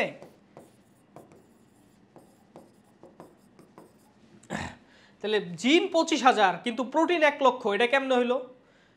যদি একটা জিন থেকে যদি একটা প্রোটিনই তৈরি হয় তাহলে কি এটা সম্ভব? বলো সম্ভব না। আমি একটা জিনিস তোমাদের পড়াইছিলাম ট্রান্সক্রিপশনে, অল্টারনেটিভ স্প্লাইসিং, তোমাদের মনে আছে কারো? আছে, গুড। অল্টারনেটিভ স্প্লাইসিং মানে কি? এক্সনগুলারে এরকম রিকম্বাইন করা, অর্থাৎ 25,000 জিন আছে কিন্তু কম্বিনেশন করে তুমি আরো বেশি প্রোটিন বানাইতে পারবা। এগুলা যারা পড়ছো বেসিক জাগর ভালো ওরা পারবা। এখন দেখো তাহলে ভাই এইটারও তুমি কম্বিনেশন পারমিনেশন করে কোটি কোটি ধরনের সিকোয়েন্স রেডি করতে পারবা। এইটারে বলে হলো ভাইয়া ভিডিজে রিকম্বিনেশন। কি বলে ভাইয়া? ভিডিজে রিকম্বিনেশন। ভিডিজে রিকম্বিনেশন মানে কি ভাইয়া বুঝতে পারছো তো? ভ্যারিয়েবল, ডাইভার্সিটি, জয়েনিং, জিন রিকম্বিনেশন। কথা বুঝতে পারছো? আর এটাতে যে রিকম্বিনেশন বলে এটা তো জানো। রিকম্বিনেশন মানে কি? একটা জিন মানে থেকে অন্য জিনে হলো কানেক্ট করা, এটা রিকম্বিনেন্ট ডিএনএ তোমরা পড়ছো, ঠিক আছে? বিজ্ঞানীদের ধারণা 10 কোটি ধরনের অ্যান্টিবডি পসিবল। 10 কোটি ধরনের অ্যান্টিবডি কেন পসিবল? ভ্যারিয়েবল, ডাইভার্সিটি, জয়েনিং, রিকম্বিনেশনের কারণে। এই যে ভিডি যে জিন খণ্ডসমূহের মধ্যে বা সাবজিনের মধ্যে রিকম্বিনেশন হয়, এই কারণে পসিবল। ওকে, অ্যান্টিবডির গঠন এখন আমরা একটু পড়ি। দেখো অ্যান্টিবডির গঠন। অ্যান্টিবডি প্রত্যেকের মৌলিক গঠন এক। দেখো ভারী শৃঙ্খল ও হালকা শৃঙ্খল, প্রত্যেকটি অ্যান্টিবডি 2 জোড়া পলিপেপটাইড দিয়ে গঠিত। 2 জোড়া মানে কয়টা? 4টা, ঠিক আছে? এর মধ্যে সদৃশ এক জোড়া লম্বা ও ভারী শৃঙ্খল থাকে, অন্য জোড়া সদৃশ হালকা শৃঙ্খল থাকে। কি বুঝতে পারছো? Heavy chain, light chain. ভারী ও হালকা শৃঙ্খলের মধ্যে আণবিক ওজন হচ্ছে যথাক্রমে 50 থেকে 70 ডাল্টন আর 23 ডাল্টন। পয়সি। এরপর আসো ডাইসালফাইড বন্ড প্রত্যেক অ্যান্টিবডিতে। ভাই বলো তো ডাইসালফাইড বন্ড টোটাল কয়টা থাকে অ্যান্টিবডিতে? বলো, না দেখে বলো। ডাইসালফাইড বন্ড টোটাল কয়টা লাগবে সবগুলো জোড়া লাগায় রাখার জন্য? বলো। 3টা, গুড। তাহলে হেভি চেইন আর হেভি চেইনের মধ্যে একটা, এই যে এইখানে একটা ডাইসালফাইড বন্ড, আর লাইট চেইন আর হেভি চেইনের মধ্যে একটা, এই যে একটা ডাইসালফাইড বন্ড, এটা একটা ডাইসালফাইড বন্ড। বুঝতে পারছো? তাহলে টোটাল 3টা লাগবে। এই যে দেখো লাইট চেইন আর হেভি চেইনের মধ্যে এটা 3টা ডাইসালফাইড বন্ড। তাহলে টোটাল 3টা ডাইসালফাইড বন্ড আন্তঃশৃঙ্খল ইন্টার চেইন, মানে ইন্টার তোমার এটা কি ইন্টার চেইনই তো বলে, ইন্টার চেইন নাম শুনি নাই কখনো। যাই হোক, আন্তঃশৃঙ্খল ডাইসালফাইড বন্ড বলে। একটি বন্ড থাকে 2টি ভারী শৃঙ্খলের মাঝে, বাকি 2টি থাকে পাশাপাশি 2টি হালকা ও ভারী শৃঙ্খলের মধ্যে। এটা আমরা পড়ছি। অ্যান্টিবডির গঠন দেখতে ওয়াই আকৃতির। আন্তঃশৃঙ্খল ডাইসালফাইড বন্ডের সংখ্যা বিভিন্ন অ্যান্টিবডিতে বিভিন্ন হতে পারে, অর্থাৎ 3টার বেশিও থাকতে পারে, কিন্তু 3টা মিনিমাম এবং ম্যাক্সিমামে 3টাই থাকে। প্রত্যেকটি পলিপেপটাইড শৃঙ্খল আবার অন্তঃস্থভাবে অন্তঃশৃঙ্খল ডাইসালফাইড বন্ড তৈরি করতে পারে। মানে এইখানে কেমনে আমি তোমারে বলি, দেখো এইভাবে তৈরি করতে পারে। সাপোজ এইখানে যদি কোনো ডাইসালফাইড বন্ড তৈরি হয় তাহলে এটারে তুমি কি বলবা? ইন্টার তোমার মলিকুলার ডাইসালফাইড বন্ড বা ইন্টার চেইন ডাইসালফাইড বন্ড বা intra chain disulphide bond. Intrachain disulphide bond এরকম হইতে পারে, কথা বুঝতে পারছো? যাই হোক, এরপরে আসো তোমার কি স্থায়ী ও পরিবর্তনশীল অঞ্চল। প্রত্যেকটি অ্যান্টিবডি দুই অঞ্চল বিশিষ্ট, একটি হলো স্থায়ী অঞ্চল, একটি পরিবর্তনশীল অঞ্চল। ধরন অনুযায়ী প্রত্যেকটি অ্যান্টিবডির ভারী ও হালকা শৃঙ্খলা অ্যামিনো অ্যাসিডের ক্রম অনুযায়ী দুটি অঞ্চলে ভাগ করা হয়, এটা আমরা জানি। নির্দিষ্ট ধরনের ইমিউনোগ্লোবিন যেমন আইজিজি ও আইজিএ তে স্থায়ী অঞ্চলে অ্যামিনো অ্যাসিডের ক্রম একই থাকে। যাই হোক, ওটা বাদ, মানে স্থায়ী অঞ্চলে অ্যামিনো অ্যাসিডের ক্রম মোটামুটি 5 প্রকার থাকে, যাই হোক, কিন্তু মোটামুটি একই থাকে। ধরো আইজিজি সব অ্যান্টিবডিগুলার ক্রম একই স্থায়ী অঞ্চলের, কিন্তু আইজিজি অ্যান্টিবডি কিন্তু সার্কেলরেও ধরতে পারে, স্কোয়ারেও ধরতে পারে। ভেরিয়েবল অঞ্চল ডিফারেন্ট হওয়ার কারণে আইজিজি অ্যান্টিবডি এক ধরনের আইজিজি অ্যান্টিবডি সার্কেলেও ধরতে পারে, ধরনের আইজিজি অ্যান্টিবডি স্কোয়ারে ধরতে পারে, কথা বুঝতে পারছো? কিন্তু আইজিজি অ্যান্টিবডি মানে আইজিজি টাইপের যত অ্যান্টিবডি আছে সবার ভারী শৃঙ্খল মানে কনস্ট্যান্ট রিজন একই অ্যামিনো অ্যাসিড সিকোয়েন্স থাকে। আচ্ছা, তারপর কিন্তু পরিবর্তনশীল অংশকে অ্যান্টিজেন ধরার জন্য আকৃতি পরিবর্তন করে খাপ খাওয়াতে হয়। ওই যে অ্যান্টিজেন ধরতে হইলেন ওই ভ্যারিয়েবল রিজনটারে চেঞ্জ করে হলো অ্যান্টিজেন হলেও ধরতে হয়, ঠিক আছে? বলে এটা পরিবর্তন নিতে। পরিবর্তনশীল অঞ্চল নির্মাণে ভারী ও হালকা শৃঙ্খল উভয় অংশগ্রহণ করে। ভাই একটু দেখ তো, ভাই একটু দেখ, দেখ এই যে পরিবর্তনশীল অঞ্চল আছে, এই পরিবর্তনশীল অঞ্চলের মধ্যে কি ভারী শৃঙ্খলের পার্ট নাই? আছে। এটা কি হালকা শৃঙ্খলের পার্ট নাই? আছে। তাহলে পরিবর্তনশীল অঞ্চল গঠনে ভারী ও হালকা শৃঙ্খল দুইটাই পার্টিসিপেট করছে না? বলো তো, বলো, বুঝতে পারছো? আচ্ছা, তারপর দেখো অ্যান্টিজেন ধরার অংশটির নাম হইল প্যারাটপ। প্যারাটপ মানে কি ভাইয়া? অ্যান্টিজেন ধরার অংশটির নাম। তাহলে অ্যান্টিবডির যেই অংশটা অ্যান্টিজেন ধরে ওইটারে কি বলে? প্যারাটোপ। আর ভাই এটি তালা চাবির মতো কাজ করে, এটা তোমরা জানো। এক্ষেত্রে চাবি হচ্ছে প্যারাটোপ আর তালা হচ্ছে অ্যান্টিজেন বা জীবাণু। এপিটোপও তোমরা পাবা, ডোন্ট ওয়ারি, কথা বুঝতে পারছো? ভারী শৃঙ্খলের স্থায়ী অঞ্চলে অ্যামিনো অ্যাসিডের ক্রমের ভিত্তিতে অ্যান্টিবডি 5 ধরনের, অর্থাৎ এই যে স্থায়ী শৃঙ্খলের অ্যান্টিবডির সিকোয়েন্স এটা 5 ধরনের হইতে পারে। কি কি ভাইয়া? গামা সিকোয়েন্স, ওইটাকে বলে আইজিজি, গামা সিকোয়েন্স। জিতে গামা, আইজিএম, এম এ হলো মিউ সিকোয়েন্স, মিউ, এই যে মিউ পড়ো না তোমরা, মিউ সিকোয়েন্স বলে। তারপরে IgA alpha sequence, IgD delta sequence, IgE epsilon sequence. তো এই 5 ধরনের সিকোয়েন্স বাইরে নাই, কথা বুঝতে পারছো? আর ভ্যারিয়েবল রিজন হাজার হাজার কোটি কোটি হতে পারে, কথা বুঝতে পারছো? এই বুঝতে পারছো নাকি না? একটা আইজিজি অ্যান্টিবডি সার্কেলরেও ধরতে পারে, আবার আরেক ধরনের আইজিজি অ্যান্টিবডি স্কোয়াররেও ধরতে পারে। তাহলে আইজিজি এই দুইটা আইজিজি বডির মধ্যে কনস্ট্যান্ট রিজনের অ্যামিনো অ্যাসিড সিকোয়েন্স সেম, কিন্তু ভ্যারিয়েবল অঞ্চল ভিন্ন, কারণ এটা সার্কেলরে ধরে, এটা স্কোয়ারে ধরে। কিন্তু এই আইজিজি আর আইজিএম এর মধ্যে কনস্ট্যান্ট রিজনের মধ্যেও কিন্তু পার্থক্য আছে, কারণ এটা আইজিএম টাইপ হলো, মিউ টাইপ হলো গামা টাইপের থেকে ডিফারেন্ট। তাহলে ওর কনস্ট্যান্ট রিজনে অ্যামিনো অ্যাসিড অন্যরকম ওর থেকে, কথা বুঝতে পারছো? বলো বলো, ওর মানে কনস্ট্যান্ট রিজিয়নটাই ওর মতো না, মানে আইজিজি আর এই আইজিজির কনস্ট্যান্ট রিজিয়ন সেম, কারণ IgG gamma type, constant region কি টাইপ? Gamma type. আমি বলছি না কনস্ট্যান্ট রিজিয়ন 5 প্রকার, তাহলে ওরও গামা টাইপ, তাহলে সেম। কিন্তু ওর ক্ষেত্রে আইজিএম মিউ টাইপ আর ওর ক্ষেত্রে কি গামা টাইপ, তাহলে গামা আর মিউ এর কনস্ট্যান্ট রিজিয়নের মধ্যে কি আছে? ডিফারেন্স আছে। কিন্তু ভাই একটা আইজিএম আর আরেকটা আইজিএম এর মধ্যে কি কোনো ডিফারেন্স আছে? আছে, ভ্যারিয়েবল রিজনে, কিন্তু কনস্ট্যান্ট রিজনে আছে না, কথা বুঝতে পারছো? আচ্ছা, তারপর পরিবর্তনশীল অঞ্চলের হালকা শৃঙ্খল প্যারাটোপে যখন জরুরি অবস্থায় জিন খণ্ডের এলোপাথারি সম্মিলনের ফলে পরিবর্তন ঘটে। দেখো এলোপাথারি সম্মেলন মানে কি? এলোপাথারি মানে র্যান্ডম রিকম্বিনেশন, এই যে চেঞ্জ করতেছো, এলোপাথারি কি রিকম্বাইন করতেছো, এটারে এইদিকে দিতেছো, এটারে এইদিকে দিতেছো, এভাবে কি পারমুটেশন কম্বিনেশন করতেছো, কথা বুঝতে পারছো? জিন খণ্ড মানে সাবজিন পরিবর্তন, কোটি কোটি ধরনের অ্যান্টিবডির সৃষ্টি হয়। এই প্রক্রিয়ার নাম ভিডিজে রিকম্বিনেশন, অর্থাৎ ভ্যারিয়েবল জিন ভ্যারিয়েবল মেইন জিনের সাবজিন, ডাইভার্সিটি জিনের সাবজিন আর জয়নিং জিনের সাবজিনের মধ্যে খণ্ডগুলার বিনিময়ের মাধ্যমে, এই পারমুটেশন কম্বিনেশনের মাধ্যমে কোটি কোটি ধরনের তৈরি হয়। বিজ্ঞানীদের ধারণা মানুষের দেহে প্রায় 10 কোটি ধরনের অ্যান্টিবডি উৎপন্ন হইতে পারে ভ্যারিয়েবল রিজন, মানে 10 কোটি শেপের অ্যান্টিবডি উৎপন্ন হতে পারে। এত কোটি শেপ ভাইয়া অ্যান্টিজেনও নাই, মানে এত কোটি শেপের অ্যান্টিজেনও তোমার বর্তমানে প্রেজেন্ট নাই। তার মানে কি আমাদের বডি যে কোনো জীবাণু কি করতে পারে? প্রিভেন্ট করতে পারে, মানে যে কোনো জীবাণুর বিরুদ্ধে মেমোরি সেল তৈরি করতে পারে। আমাদের বডির মধ্যে ওই ক্ষমতা আছে, যে কোনো জীবাণু, যে কোনো শেপ, 10 কোটি শেপের অ্যান্টিজেনই নাই যে অ্যান্টিবডি আছে, কথা বুঝতে, মানে অ্যান্টিবডি এক্সেসে আছে। আমাদের জীবন দশায় 10 কোটি অ্যান্টিজেন দেহে প্রবেশ করতে পারে তা অকল্পনীয়। কবজা অঞ্চল কোনটা ভাইয়া? এটা হলো কবজা অঞ্চল। কবজা অঞ্চলটা হলো এটা। কবজা অঞ্চলটা হলো এটা একটু ফ্লেক্সিবল রাখে, অর্থাৎ এই ভারী চেনটা বা লাইট চেনটা এরকম একটু এরকম যাতে করতে পারে, তা ফ্লেক্সিবল রাখে। কবজা অঞ্চল কী করে? ফ্লেক্সিবল রাখে। কথা বুঝতে পারছো? আচ্ছা ওকে, তারপর দেখো অ্যান্টিবডি অণুর বাহু দুটি তোমার হলো সংযোগস্থল থেকে দুভাগ হয়ে কবজা অঞ্চল অংশটি অ্যান্টিবডি কিছু তার নমনীয়তা প্রদান করে। নমনীয়তা মানে ফ্লেক্সিবিলিটি দেয়। বাহু দুটির দুই প্রান্তে অবস্থিত একটি করে মোট দুটি প্যারাটোপ দুটি অ্যান্টিজেনকে আটক করতে পারে। হ্যাঁ, কোশ্চেন আসতে পারে, একটা অ্যান্টিবডি কয়টা প্যারাটোপ, মানে একটা অ্যান্টিবডি কয়টা অ্যান্টিজেনকে আর ধরতে পারে বলো তো? এই মাথায় এক অ্যান্টিজেন, এই মাথায় আরেক অ্যান্টিজেন, নাকি না? বলো, এই মাথায় এক অ্যান্টিজেন আর এই মাথায় কি আরেক অ্যান্টিজেন, তাহলে একটা অ্যান্টিবডি কয়টা অ্যান্টিজেনটা ধরতে পারে বলো? বলো, দুইটা অ্যান্টিজেনটা ধরতে পারে। এইটাই ও বলছে, ঠিক আছে? তাহলে ভাইয়া এইটুকু পর্যন্ত তোমাদের পড়া থাকবে, ঠিক আছে? নেক্সট ফ্রাইডেতে তোমাদের এক্সাম, ঠিক আছে? এইটুকু পর্যন্ত তোমাদের পড়া থাকবে। হ্যাঁ, সানডেতে এক্সাম নিবা? না ভাই, একটু আগে না আপনি বললেন সানডেতে।